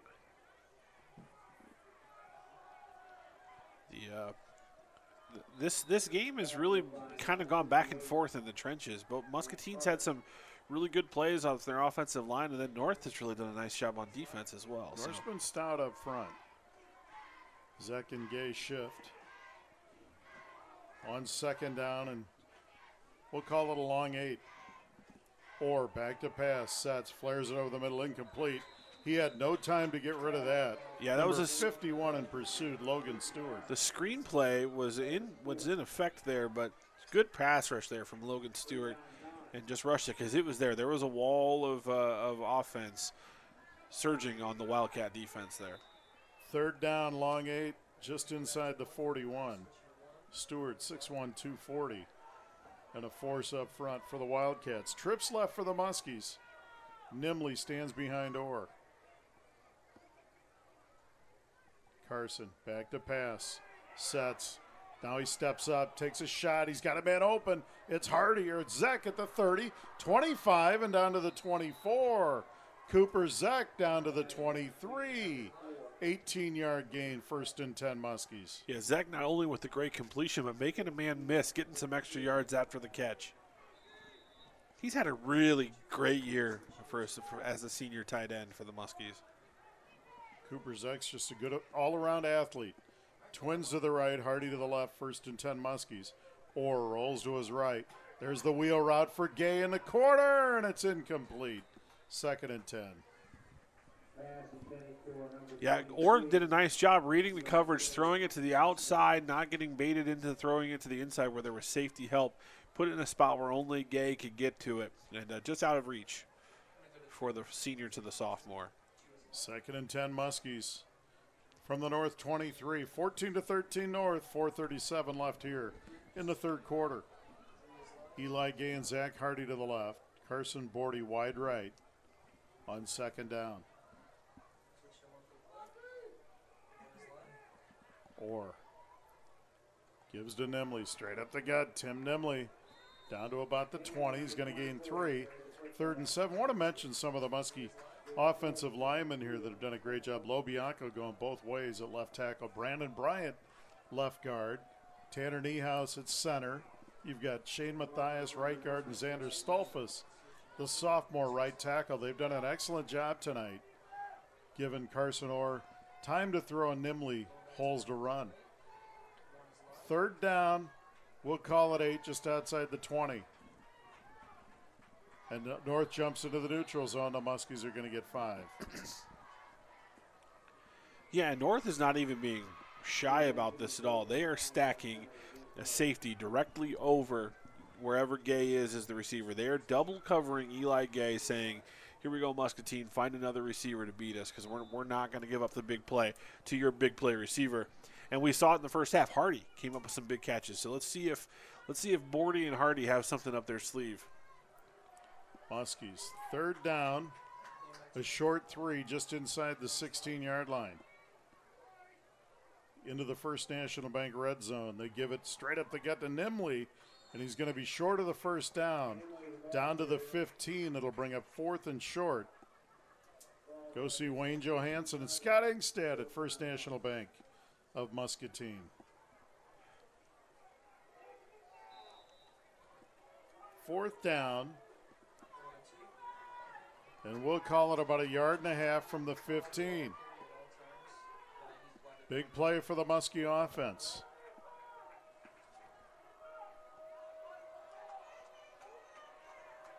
Or runs to the sideline. Call a timeout. For a minute, here. I thought it was going to be a trick. Yeah, I thought it might be a trick play too, but Jake Mueller is going to burn a timeout here to talk it over. 3:01 left in the third. We're stepping away for 30. The Muskies trail by 1. You're listening to Muskie Football on KWPC 860 AM and 95.1 FM. Might be as simple, or maybe something a little more complex, or maybe your just doesn't work. Whether it's a service call, remodel, or new construction, Kirk Butcher Plumbing brings you quality, friendly service with over 40 years of experience working for you. Kirk Butcher Plumbing is the area's leading plumber serving all of Muscatine County, offering you the best rates, so you not only get experience, you save money as well. And his fast, friendly service means you don't have to live with that for too long. Call Kirk Butcher today, 264-6105.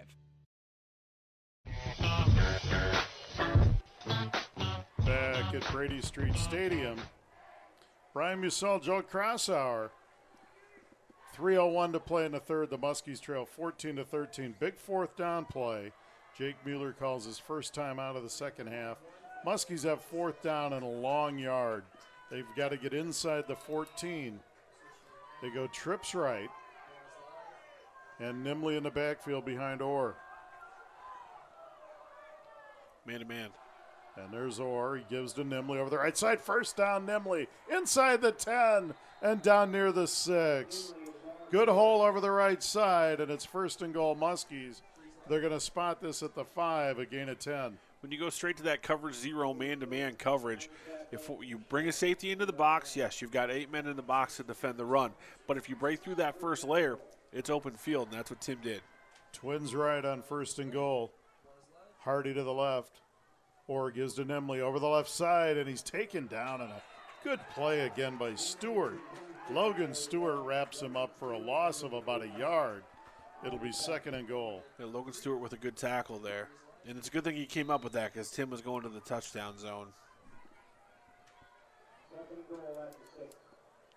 Eli Gay now will go left. And the Muskies have Hardy and Bordy to the right. Second and goal from the 6. 2:15 and ticking third quarter. And now Zek and Gay alternate. Here's a give to Nimley over the left side. Tim cuts it back, and he's down, and there's going to be a hold on the Muskies. And this is going to cost him a hold about the 7-yard line. I don't know about that. That looked like just a really good pancake block. It looked like a good block. Xander Stoltzfus. The fine sophomore. The Bronx cheer from the North fans as a holding call goes against Muscatine. Yeah, it wasn't. I thought Xander had a pretty good position there on the block. I feel like if you keep your feet moving and you put a guy on his back, that's not a hold. But so this will take it way back to the 17 now, and it's going to be second and goal Muskies from the 17. But as a former right tackle myself, I tend to usually There's side not of an the offensive lineman I've ever known that admitted to holding, right? Well, then they're just liars. We all. Well, you always hold, but you hold inside the. Well, you just grab him by the armpits, right? Yeah, exactly. Steering wheel. There's Eli Gay on a handoff over the right side. He breaks a tackle. Ball on the ground. They blew this dead. They blew it dead, and I think that's a bad call. I think he fumbled. But it'll be Muskie ball. As Eli Gay coughed it up, but he recovered it, so it's going to be third and goal Muskies from the North 13. Ball's in the middle of the field here. I don't know. Is this Muscatine? It's third down. I thought it was fourth. Third down and goal Muskies from the North 13. Eli Gay to the left. Hardy and Bordy to the right. Cooper Zeck at tight end.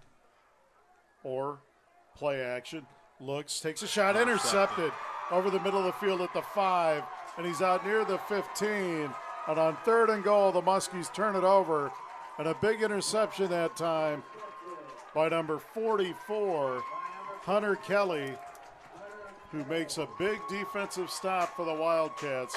58 seconds left in the 3rd, and it's North 14 and the Muskies 13.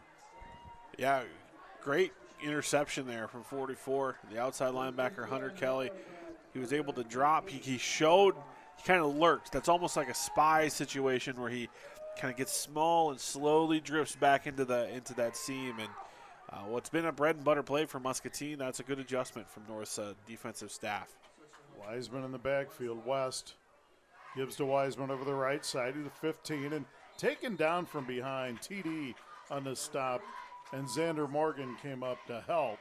It's going to be a gain of about 4 to the 19. It'll bring up 2nd and 6. Big, man, that's a big turnover in the red zone for Muscatine. This is something you need your defense to try and answer the bell and maybe get a takeaway of their own here. 3rd turnover of the night for the Muskies. Pick 6 would feel real good right now. Trips right. Gold. Wiseman in the backfield with West. West back to pass. Fires it over the middle, and it's incomplete. Good coverage by the Muskies. And that's number 34, Nego Dodo. And Doc Portilla did a nice job coming over the top there, too. 3rd down. And 6 from the 19. 19 seconds left in the 3rd. Great football game here tonight at Brady Street Stadium. And this is about how we thought this was going to go. These two teams are fairly similar. You know, they both get big plays in their offense. 4 receivers to the right in a bunch. On 3rd down, West back to pass, rushes on, throws, incomplete, intended for Sheedy. And it'll be 4th and 6 in a punting situation for the Wildcats. Great defensive series there for Muscatine. Stop the run on 1st down. 2 great pass defenses on 2nd and 3rd. Get the punt, get the ball back, hopefully on your side of the field. Schultz on to punt. Eli Gay stands on his own 45. 15 seconds to play in the 3rd.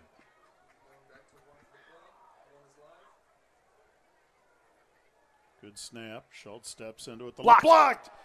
And it's going to go out of bounds, and it's a 2nd block punt of the night for the Muskies. I think Dalen Schillingoski got it. But it's going to be spotted at the 27. He blocked it, but it went forward. But nonetheless, great field position for Muscatine. 9 seconds to play in the 3rd. They'll have the ball 1st down and 10 on the North 27. Yes, just another momentum swing back in Muscatine's favor, getting the ball deep into North territory after the blocked punt. Trips right, Cooper Zeck left. 14 to 13 Wildcats. Or gives to Nimley, straight up the gut. Tim down near the 20. Going to be a gain of about 7. It'll bring up 2nd and 3, and that's the last play of the 3rd quarter. Folks, we've played 3. It's Davenport North 14 and the Muskies 13. We're stepping away for 60. You're listening to Muskie Football on KWPC 860 AM and 95.1 FM. Hi, this is Maxine Mendoza from the all-new Burrito Factory on Park Avenue in Muscatine. Come see how they press their tortillas fresh to order. Pick your ingredients and watch them prepare your creation right before your eyes. Try their new wet burrito today. They pack it with tasty chicken, pork, or steak with fresh salsa and guacamole, wrap it together, and smother it with warm queso. It's a Burrito Factory favorite, made right before your eyes. Their ingredients are made fresh each day for you. Come see the new Burrito Factory on Park Avenue in Muscatine. Like us on Facebook.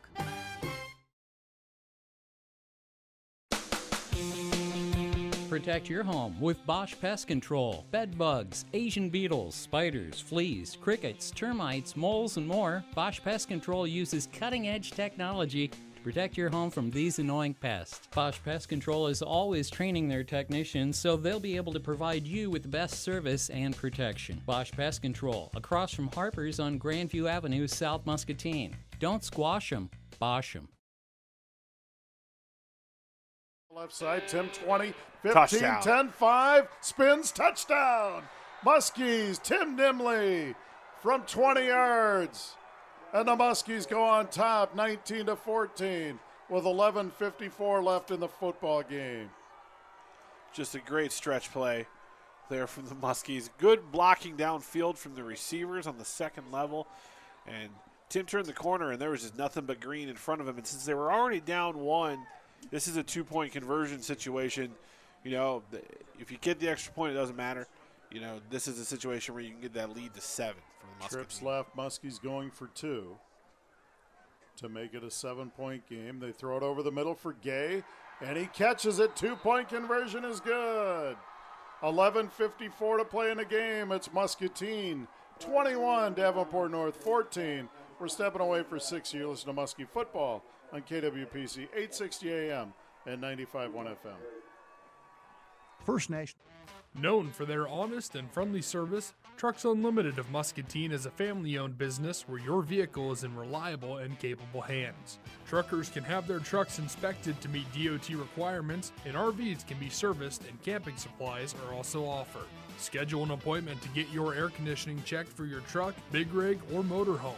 Come in and visit Bridget and Marty Mills, owners of Trucks Unlimited, located on the corner of Mittman and Highway 61. Friday, Thursday is coming for you. You've been the best day of the week for far too long. But now every Thursday, Buffalo Wild Wings sells boneless wings at a discounted price.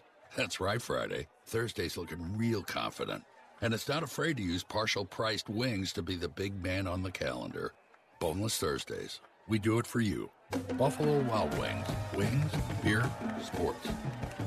Prices and participation vary. See participating locations for details. Void where prohibited. Back at Brady Street Stadium, and Tim Nimley goes 20 yards for a touchdown on the first play of the fourth quarter, and the Muskies go up 21-14. There's the kick. Fake reverse. And it's going to be Sheedy over the right side, over the 25, out near the 28, and North will have it right there. 11:48 to play. No scoring in the third quarter, and the Muskies scratch with a touchdown to open the fourth, get the 2-point conversion on a pass from Carson Orr to Eli Gay. And the Muskie defense, the last 2 times on the field have just been stout. They've done a nice job stopping the run, containing the pass, and getting 3 and outs, and that's what Muscatine can really use on this series as well. Give your offense a chance to get the ball back and extend this lead. Collins and Sheedy to the right. West, 2 backs with him. And he gives this one to Schultz over the left side. Down he goes. Thomas Lobianco with a tackle for loss. That's the 3rd or 4th time that we've started a series with a tackle for loss from Thomas Lobianco. Back at the 25, a 3-yard loss. It'll be 2nd and 13 for the Wildcats. You like to see a senior playing a little bit different position than what he's played all year long come out and have some success. Wilmington to the left, Twins right. And there's a give straight up the gut. Schultz dances out over the 30 to about the 32. He's going to gain 7, and that'll bring up 3rd down, and we'll call it 6. Yeah, that's a good gain there on 2nd and long for North. 10:55 and ticking. Muskies trailed all night until the first play of the fourth quarter. And now they lead 21-14. Trips left for the Wildcats. West rolls to his left, rushes on, throws incomplete, overshoots Collins at the 41, and it's 4th down. North will have to punt this one. You can see where West is, the quarterback is far more comfortable rolling and throwing to his right than he is coming to his left. That's hard. You got to get your hips around, your shoulders turned, and he was just unable to get it square, and he overthrew that pass. And the Muskies up front, whether it's their front 3 or 4 or the blitz, they seem to be getting home a lot here. The Burrito Factory bringing you Muscatine football, along with CBI Bank and Trust. Schultz on to punt, standing on his 20. Eli Gay on his own 25. There's the kick, and it's a pretty good kick. Eli runs up. He gets it at the 35, 40, Dancy outside 45, Gay to midfield, 45-40, 35, cuts it back to the 30 and down. At about the 28-yard line, Eli Gay with an excellent punt return, and we'll call that 37 yards. A tremendous return from the young sophomore. First down Muskies, and things are going their way now. Buffalo Wild Wings bringing you Muskie football along with Harper's Cycling and Fitness. Contact Greg and Charlie for your winter bicycling needs. 40 and Hardy left, Zeck and Gay to the right on first down. Orr gives to Nimley. Tim straight at the gut. He's taken down. No gain on the play. It'll be 2nd and 10.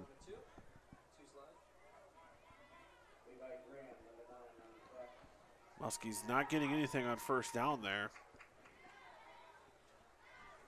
Might have gained a foot or two. Twins left, Gay to the right. Orr throws it over the middle, and it's almost intercepted. He had Cooper Zeck open in the middle, but a good play by a defensive lineman. Got his hands in the air to knock that one down. I believe that was 51 again, Logan Stewart. And they tell you if you can't get home from a pass rush standpoint, get your hands up, and Stewart was able to do that. There was a lot of traffic there that Orr was trying to throw the ball into. 3rd down. We'll call it a long 9 for the Muskies. Twins left. Nimley steps down in front of Orr on 3rd down. Carson. Back to pass, shoots it down the middle for Gay, and it's incomplete. Wiseman deflected. A good defense for the Wildcats. And that'll bring up 4th and 9 for the Muskies. You know, I think this is a 4th down territory just because it's a little bit too far for a field goal, and a punt has a realistic chance of going into the end zone, so you're only gaining 7 yards in the event of a touchback. So I like this call here. 4th and 9 Muskies. From the North 27, they're going to go for it. Twins right, they lead 21-14. 9:44 left in the game. Orr back to pass, Carson throws it back to Hardy in the screen. Zach breaks a tackle, but he's down hard. He's only going to gain about a yard. The Muskies turn it over on downs. Dominic Wiseman, 6'2", 235, Joel, and a freshman. Yeah, that kid's a freshman. That's a big-time athlete there. Yeah, it's a big tackle there, and Hardy, unfortunately, is still on the turf. Zach Hardy down on the ground. He took a tough hit there. And a little tunnel screen action there for Muscatine, trying to get the first down, unable to. And I'm not sure if it's what the injury was, but it was just he slammed him down. It wasn't anything unnecessary. He was just making a hard, aggressive tackle. But cold night, this turf is not as forgiving as it probably seems. And Nicole Calvert, you know, the tremendous trainer of the Muskies, working on Zach there.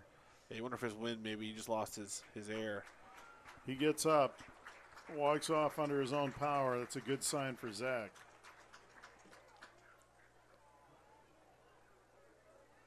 So North gets it again. 1st and 10 on their own 27 now with 9:37 left. The Muskies lead 21-14.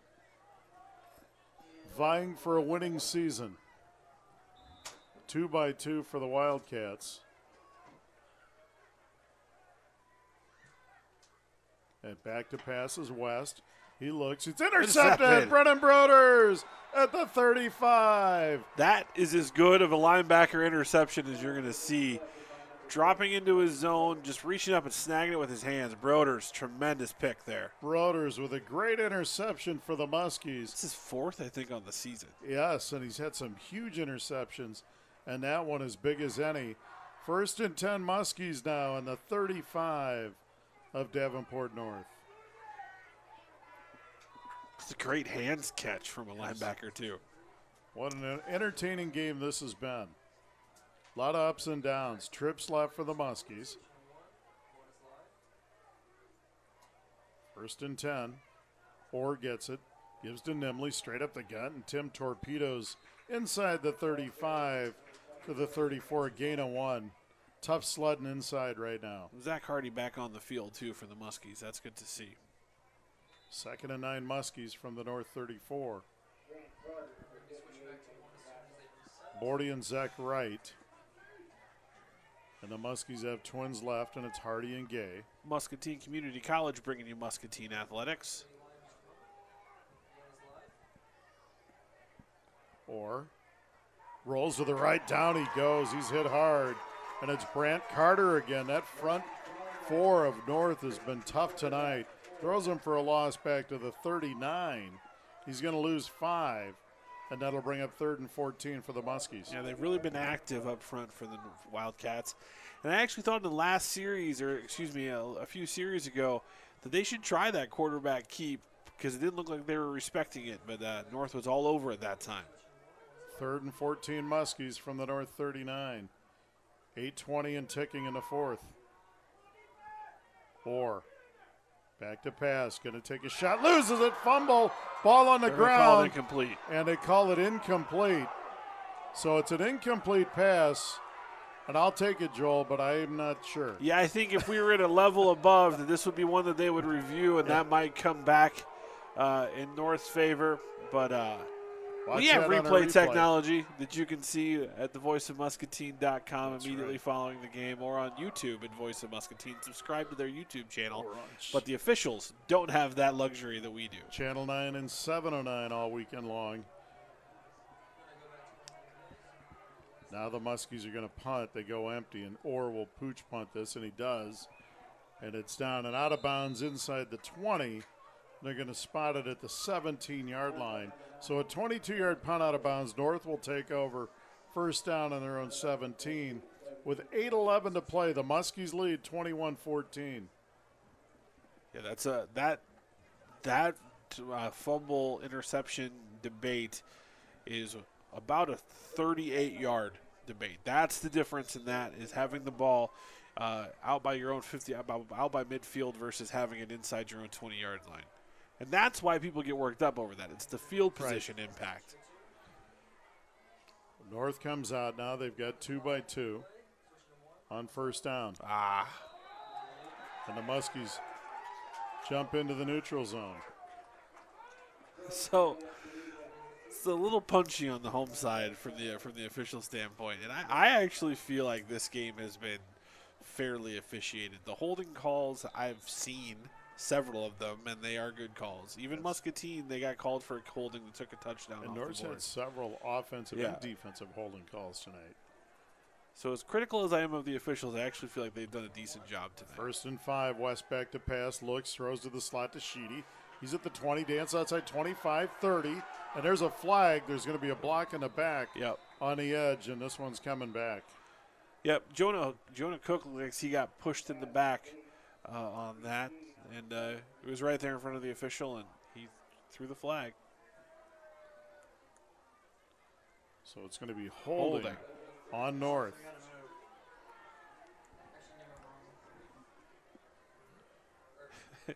And it's got to be a frustrating night when you look at the penalty numbers. But, that's just what happens. Sometimes you get a little grabsy. So 1st and 5. And it would have been a completion for a first down to the 35, and now the walk-off back. Back at the 20, so the spot foul was up at the 30, so it'll be first down and 8 or 7 now. Yeah, only lost 2 yards. So 1st and 7 North on their own 20. This is their 3rd first down of the drive. There's West, back to pass, play action. Going to take a shot for Sheedy.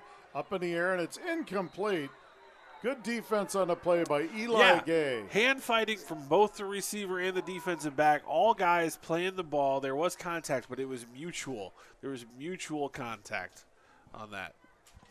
2nd and 7 now for the Wildcats on their own 20.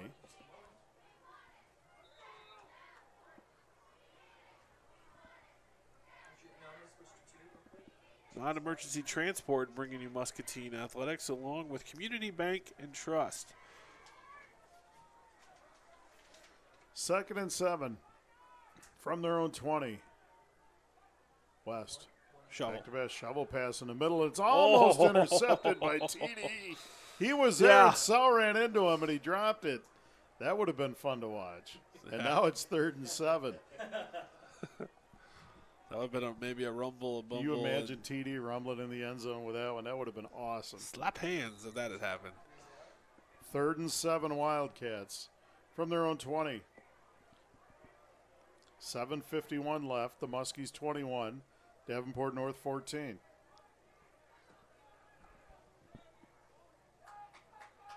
Wilmington splits left.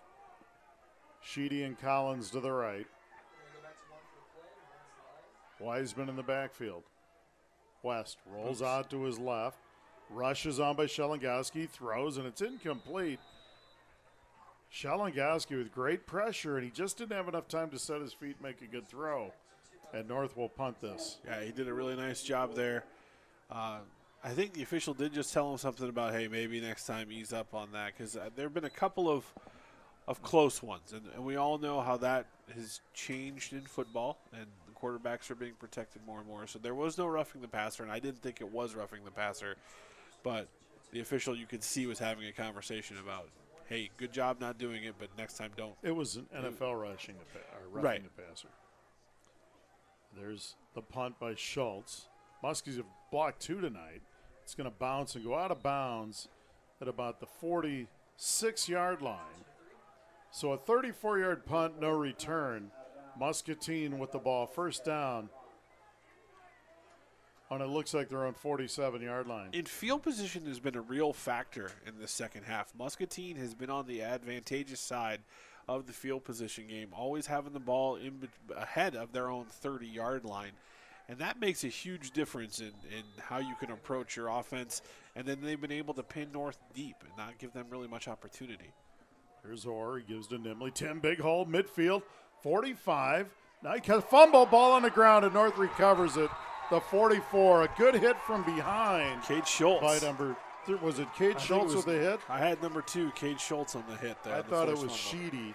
But anyway, nonetheless, he didn't see the man coming from behind. He had a hole, and he poked it loose, and the Muskies turn it over again. Yeah, their 4th turnover tonight. Nimley trying to make a big play even bigger. Didn't see the pursuit coming from behind, and just a little blindside hits, jarring the ball loose. Just when I was going to say a score here of any kind would make it really hard for North, but now they get the turnover and good field position at their own 44. That's where you see North maybe take a shot. Rushing a man on late. Stolmeyer comes on now in the backfield. 1st and 10 Wildcats. West back to pass. Rushes on. Flares out. Got a man. Complete Collins. Going to be a short gain out to about the 47. So a gain of 3. It'll be 2nd down and 7. Yeah, the Muskies are going to concede that short throw to make sure they're protected on the deep throw. Good rally to the ball and only a short gain off the completion. 2nd and 7 Wildcats, just over the 47. 7 minutes left in the game. The Muskies lead 21-14. Twins right. West rolls to his right. Looks downfield. Rushes on. Throws. Incomplete. And it's going to be 3rd down. Yeah, and West felt the pressure there from Deason, who he's seen in his grill really a lot of the game. And good job speeding up the throw from the Muskie defensive front. Well, you know, Dalton saw you just watch him play. That kid plays so hard every down. Yeah, just relentless is a good word for Dalton. You know, he's played, he didn't play a lot of – he stopped playing football, came back out last year as a junior and started and was just outstanding, and he's had a great senior year again. 4 receivers to the right on 3rd and 7. West. Quarterback draw straight up the gut, and he's got a block. He's going to get a first down, 45, 40, 35. Holding. Down the sideline. And they do call it. They call the hold on the edge as they were holding Eli Gay. And we'll see if it's a spot foul. It still may be a first down. It still might be a first down. And they're going to have an unsportsmanlike conduct. Unsportsmanlike on the north sidelines. So whether it was on the head coach or one of the assistants, it doesn't matter. This might be a sideline warning, but hats flying again. It's just getting worse because somebody from the North staff said something that got the officials to throw the flag, and now not only that would have been possibly still a first down after the hold, but now it's certainly. But it might be just a sideline warning because you kind of get some latitude as a sideline. So it'll be interesting to see if what was said was aggressive enough that drew the yardage. But this back official then threw a flag too, so maybe it happened multiple times on the bench. So we've got holding on West, dead ball. Oh, yeah. Unsportsmanlike on North. So North and the North fans not happy. And they have had a lot of flags. So they'll walk it back 10 yards. That still would have been a first down, but now they're going to walk.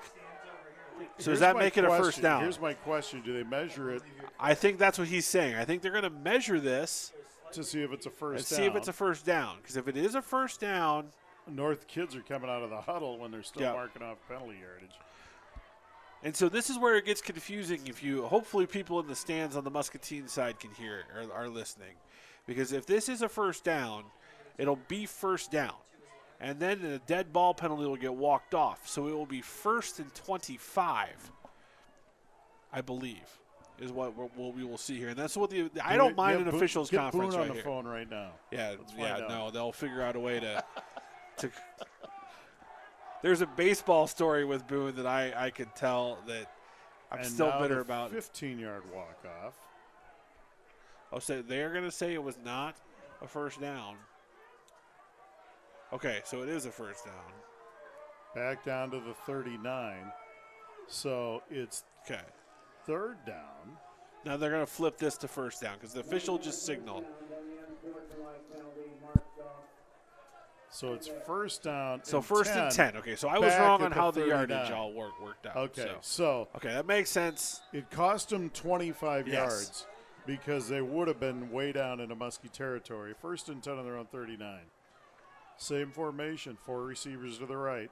West back to pass, flares it out. He's got his man. It's Collins. He's out over the 40 to about the 42. Actually, it's Zach Cadell.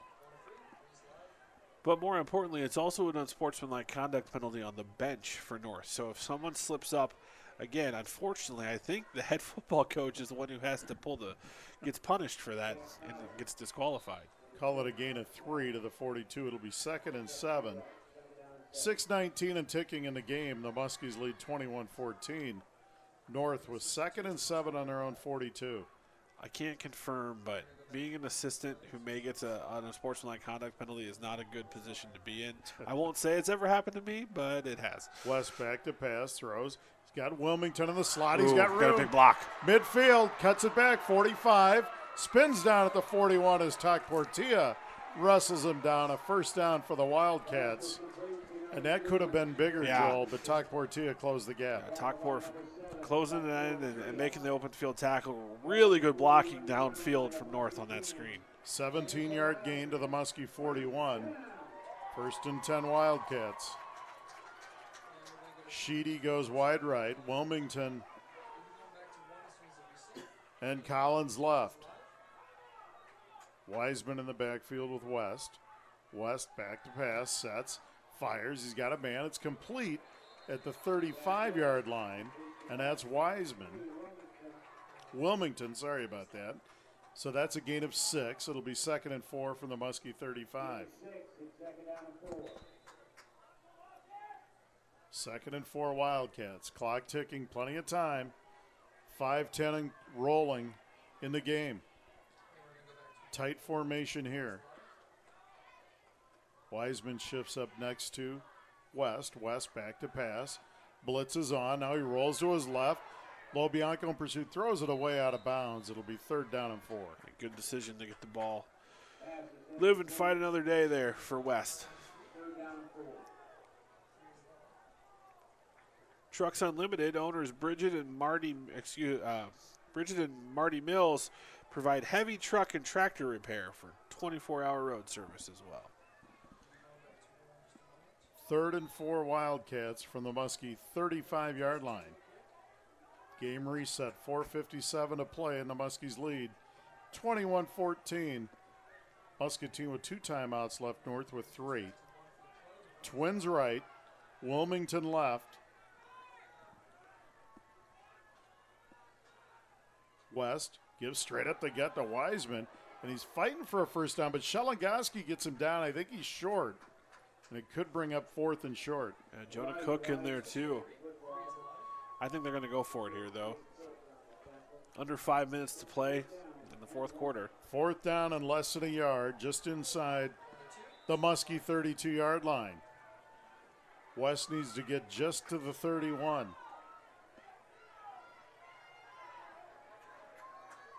Twins right. Wilmington unbalanced. Left. West gives straight. They got a Muskie stuff him behind the line of scrimmage. Down he goes. They're led by Brennan Broders. Great defensive stand by the Muskie front wall with 4:18 left. A big hold by the Muskie defense. Yeah, tremendous play. Back North at the 34, a 2-yard loss. North tried to go a little quick, came up to the line, switched unbalanced fast, and Muscatine didn't fall for it. They were all over it. North with 3 timeouts left. It's imperative the Muskies try to grind out a couple first downs here. Trips left. Nimley stands behind Orr in the backfield. Carson gives it to Tim, straight up the gut, nowhere to go. He may gain a yard, but nothing more. Some miscommunication up front there for Muscatine's O-line. Call it no gain. It'll be 2nd and 10 for the Muskies. See if the Muskies try to use a lot of play clock here. They lead by 7, 3:50 and ticking in the game. Twins right, Eli Gay by himself to the left. And now they shift. Play clock down to 2. And the Muskies call timeout. They were going to get a delay of game there. Jake Mueller burns a timeout. 3:37 to play. The Muskies lead 21-14. We're stepping away for 30. You're listening to Muskie Football on KWPC 860 AM and 95.1 FM. CBI Bank. Visit Harper Cycling and Fitness, where you will discover the world's best bikes for road, mountain climbing, or city cycling. Stop in and ride away on a new Trek or electric bicycle, professionally assembled and adjusted for you riding around town or across the state. Harper Cycling and Fitness has an agenda to make the world a happier, healthier place by getting more people on bikes more often. Harper Cycling and Fitness in Muscatine is your bicycle headquarters. When you think bikes, think Harper's. Harper Cycling and Fitness is a proud supporter of Muskie football. Go Muskies!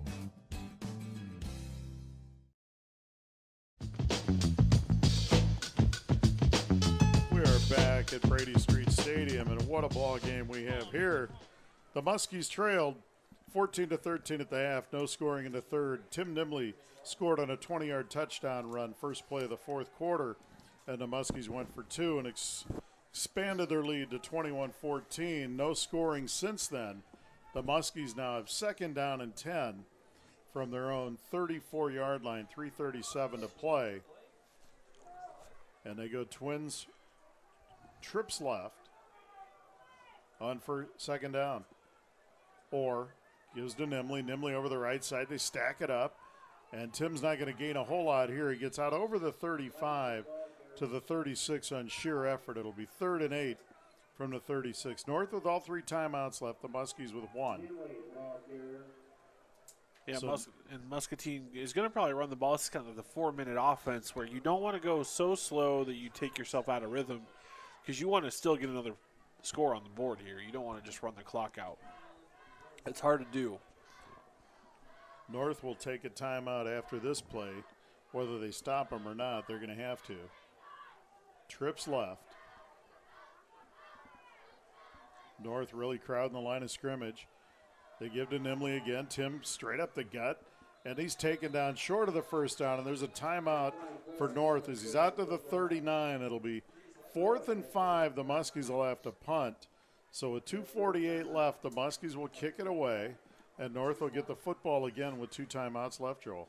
Yeah, and controlling what you can control. Right now for Muscatine, get a good punt, cover it, secure the tackle, and then let your defense, which has absolutely been rolling so far the second half, just keep up what they've been doing so far. It's it's easier to call plays on offense when you know your defense is playing the way the Muscatine's defense has played this second half. You know, the Muskie defense, North scored with 9:44 to go in the first half to go up 14-6. They've gotten nothing since. Yeah. You're right. The Muskie defense has really played well tonight. And North has had some moments where they've shot themselves in the foot with a penalty here and there, but they've been earned penalties. Muscatine's defense is in position. They're fighting through their blocks. You know, a holding call is just as much credit to the defense as it is, you know, the officials calling it on the offense. 4th and 5. We'll call it 4th and 6, actually, as they spot at the 38. Bordy on to punt. Sheedy and Schultz, 2 receivers deep for North at about their 30-yard line. There's a high snap. Bordy goes up and gets it. Oh, He's and they roughed. roughed the punter.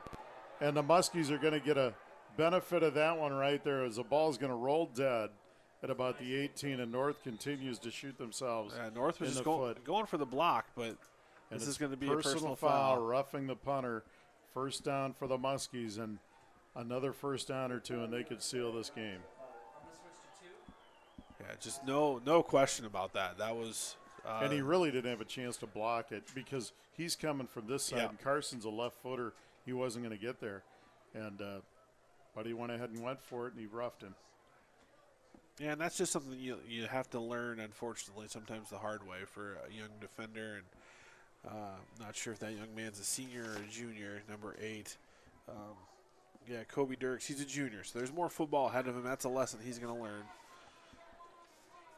So over midfield, this march-off goes to the North 47-yard line. The Muskies will have first down right there. Twins left, Eli Gay to the right. First and 10 Muskies. 2:36 left. North can stop it twice. There's a give to Nimley, and down he goes. Stewart Logan again. Stewart. He's been a beast all night for the Wildcats, and North calls a timeout as the ball spotted at midfield. It'll bring up 2nd and 13, 2.5 to play. We're stepping away for 30. Muskies lead by 7. You're listening to Muskie Football on KWPC 860 AM and 95.1 FM. Hello, this is Jimmy Greenhoff from Toto Muscatine, and I would love the chance to earn your business. We have a great selection of new and used cars. Now is the time. If you're in the market for a new or used vehicle, please come down, give us a shot. We'll help you out in any way we can. Hi, my name is TJ Deere. I'm the general manager here at Toyota Muscatine. Our information is free, so give us an opportunity to earn your business.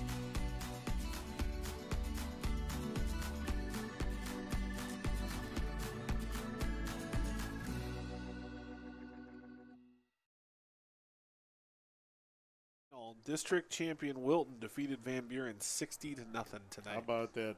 Wilton Beavers, congratulations on a district championship.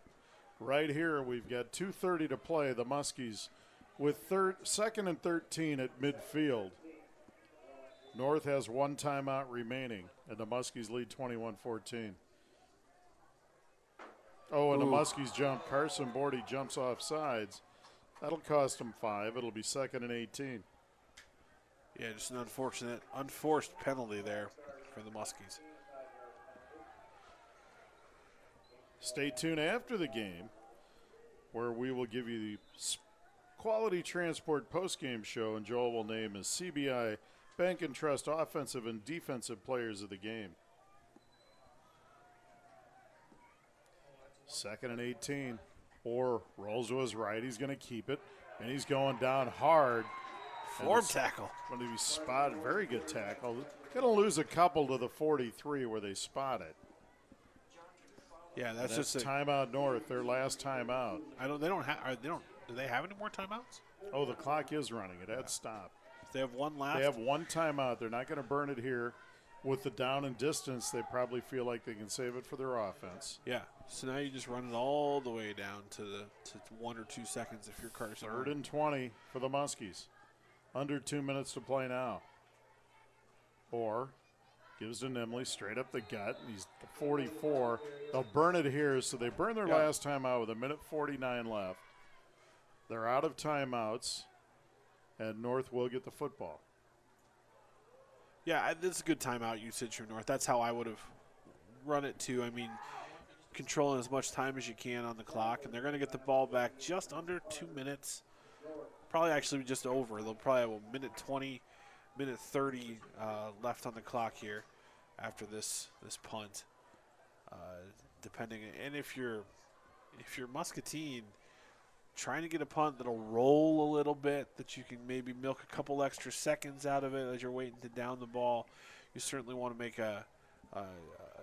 pin them down. But if you can get a good rugby kick, as much as they've started to use that in their arsenal from special teams point.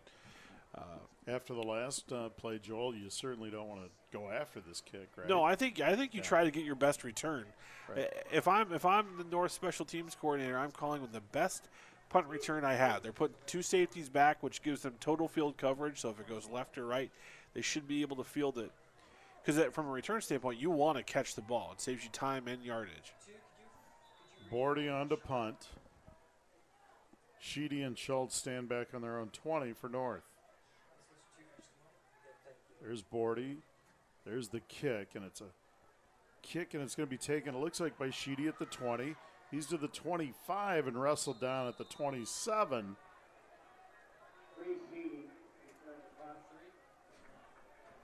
So that'll be So with $1:39 left, North gets the football. First down on their own 26-yard line. 74 yards to go. No timeouts and 1:39 left to try to tie this and take it into overtime. Yeah, that 2-point conversion for Muscatine to move this to a 7-point game is very, very comforting now if you're the Muskies. Muskies playing with 3 starting sophomores in their secondary. And they have played solid. They've been outstanding. Trips right. Wilmington left on first down. And there's an end around. Wilmington actually gets it. He throws it. He's got a man downfield, and it's Dodo. Intercepted by Dodo, the sophomore, at the 47-yard line. Hadn't called his name much in the second half, but he was not extinct. Dodo with the big catch. I've been holding that one in my pocket. That's a good one, Joel. And the young sophomore with the interception, should seal it. The Muskies can go to victory formation as North cannot stop it. And this senior class is going to go out with their first winning season as part of the Muskie program. And hats off to those guys. I know that was one of their goals, and this is a big win for them. Orr gets a snap, and he takes a knee.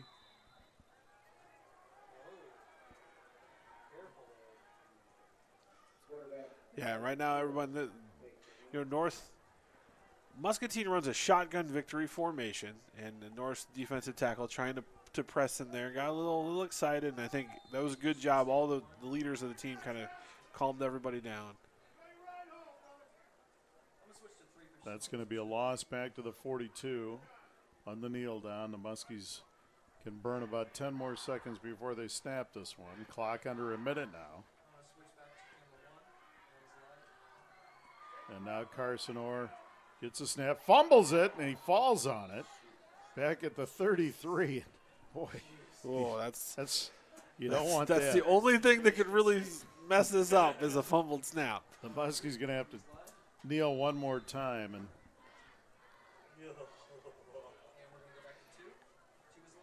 stay tuned again after the game for the Quality Transport postgame show. Clock at 20. They need to kneel it one more time. And they moved Tim up next to the quarterback just in case there's a snap that goes wide again. And there's the snap and the knee. And that'll do it, folks. The Muscatine Muskies come into Brady Street and end on a high note. They defeat Davenport North 21-14. We're stepping away for 2 minutes. You're listening to Muskie Football on KWPC 860 AM and 95.1 FM.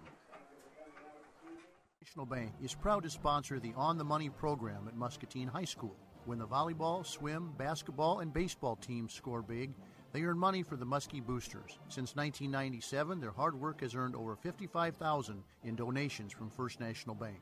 We are also proud to sponsor the Muskie Football Red Zone. Can't make it to the game? Don't miss a minute of the excitement. Tune into AM 860 or FM 95.1 to hear the games broadcast live. Go Muskies. Member FDIC, Equal Housing Lender. Need something fast? Come to Westside Store and grab a hot, fresh Godfather's Pizza. They're made with the freshest ingredients, 100% real meats, cheeses, and fresh vegetables. The Muskies and Godfather's Pizza, a winning combination. Call 263-7214 now to order yours tonight, or stop by the Westside Store on the corner of Cedar and Hauser. Hi, this is Brian Musell, voice of the Muscatine Muskies. Before each broadcast, I get a hot, fresh Godfather's Pizza from Westside Store, proud supporter of Muscatine Muskie Athletics. When my hair gets too long, I lose my edge. But when my cut's right, I'm right. I'm back to being me. My dimples activate. My cleft chin becomes cleftier. I get a twinkle on my tooth, and I speak fluent French. Garbage, chaise lounge, mayonnaise. Au revoir! Get in, get out, back to greatness. Download the online check-in app. Great clips. It's gonna be great. Second one, they went 8 yards on a touchdown pass from Jack West to Cadell. Zach Cadell, 8-yard TD reception with 9:42 to play in the first quarter. Extra point good. They led 7-zip. The Muskies responded late in the first quarter with a drive of their own, and Tim Nimley ran it in from 7 yards out. The point after was blocked, and the Muskies trailed 7-6. North then went on another drive to start the second quarter, and it was capped off by a Cade Schultz 3-yard touchdown run, 9:44 to go in the first half. They led 14-6. Muskies got the ball back inside of 2 minutes in the second quarter and went on a drive, 74 yards in about a minute and a half. And Cooper Zecca was on the receiving end of a 4-yard touchdown strike from Carson Orr. 25 seconds to go in the half, and they trailed 14-13 going into half. No scoring in the third quarter. The Muskies, however, were on the move. And the very first play of the fourth quarter, Tim Nimley again, his second touchdown run of the night, 20 yards out, 11:54 to go in the game. Muskies go for 2 and completed a pass from Orr to Eli Gay, and they go up 21-14. And that was it for the scoring. A lot of ebbs and flows in the fourth quarters, turnovers, some big penalties, a lot of things happening. A roughing the punter. We saw 2 blocked punts tonight. Joel, we saw just about everything. Yeah. But the Muskie defense was stout and outstanding for roughly the last 3 quarters of this game and held on, and the Muscatine Muskies improved to 5-4, 2-3 in District 6. North falls to 5-4, 2-3.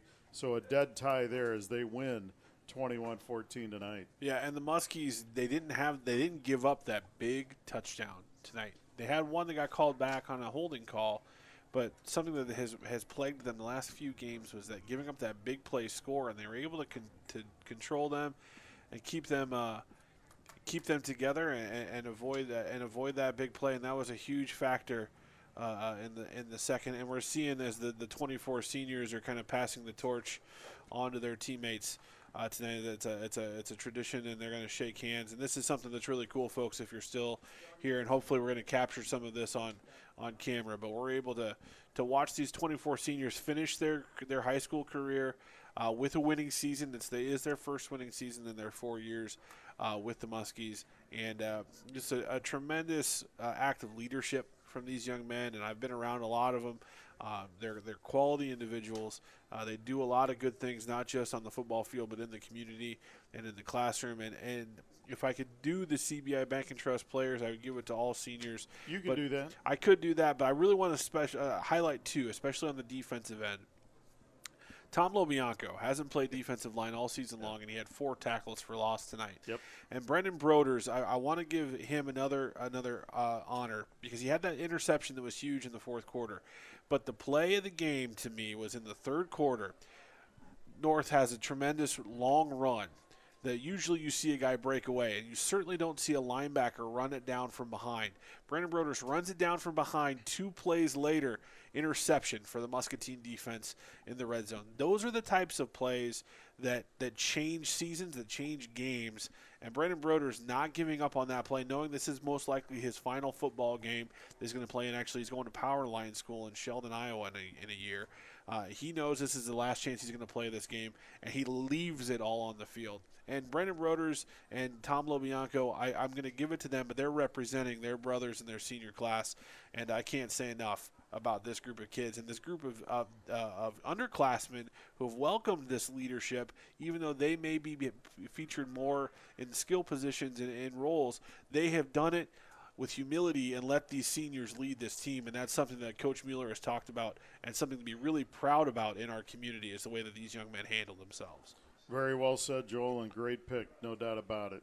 Outstanding stuff. And, folks, this concludes my eighth season of calling Muskie football. It's been a pleasure to have Joel here all season long in his first full football season with me. We've had a lot of fun this year. I can't thank our sponsors enough. You don't know what it means to a small community like Muscatine to have such community support to get behind football, basketball, boys and girls, and the entire school system in Muscatine. What you do is unprecedented. It allows us to give you phenomenal coverage. We hope you enjoy the broadcast and the replays, because we sure enjoy giving it to you, and our sponsors are second to none, and all you guys do a great job. And Chris Anderson and Alex and John Elshoff, Jordan Davis, and all these people that show up and do these games, put in all the time. Brian Linderman in the studio, Tim Scott in the studio. You guys make it all possible for us to try to give you the best we can give you, and we sure appreciate it. And we're here because we want to be here, and we're having a lot of fun. But we hope you enjoy the other end and listen to the finished product. Well, and we also need to say a huge thank you to our families. My wife, Lindsay, she gives me up, every Friday night in the fall. And, I've got 3 little ones at home, and they understand that. They know that this is something that we do for our community, and they're Muskies too. Right. And if I can interject, Joel, you've been married how many years? 12 years. Okay, 12 years. So your wife still says, when are you going to be home? Okay, my wife after 20 years says, when are you leaving? Okay, so it's kind of a give and take. Well, but this is new to my wife. The last couple of years, I haven't been on the sideline on a Friday night coaching. So she's been giving up Friday nights and Saturday afternoons in the entire 16 years we've been together. So I know she listens, and it's not just this team. It's all of our families as well. They do a lot to keep ships running while we get to watch high school football. We're done for now, but we've got a lot ahead of us, folks. We got the winter season coming. We got Muskie boys and girls basketball, and we're excited about that. That'll start around the 1st of December. The girls basketball team, Alicia Garcia, sophomore, already committed to the University of Northern Iowa to play Division Susan I basketball. Orvis is thrilled about her squad, and we're excied to watch the post-Joe Wieskamp era. Joe gave us so many thrills. Sure. But, folks, stay tuned, because we will give you a lot of great basketball coverage this winter, and we can't wait to do that. There may be some new and some other exciting wrinkles along the way, too. But, folks, and the Joe Wieskamp era not over on KWPC, because they carry the Hawkeye games. That's correct. On AM 860. So you have a local home for your hometown boy in Hawkeye basketball this season. That's right. But, folks, Brian Linderman in studio tonight, kicking us in and out of breaks great. I want to mention Evan Riggs, man. Our guy from the Journal sitting next to us, he's always done a great job. And he gives us those stats. He gives us some little stats. And he laughs at my great horrible dude. jokes. Outside of the fact that he's a Kansas fan, we'll let him slide. But Joe Crossour. Rock, chalk, pay him off. My partner, thank you for the season. I'm Brian Musell signing off from a victorious Brady Street Stadium. The Muscatine Muskies win 21-14 and finish 5-4. Thank you for listening all season. You've been listening to Muskie Football on KWPC, 860 AM and 95.1 FM. KWPC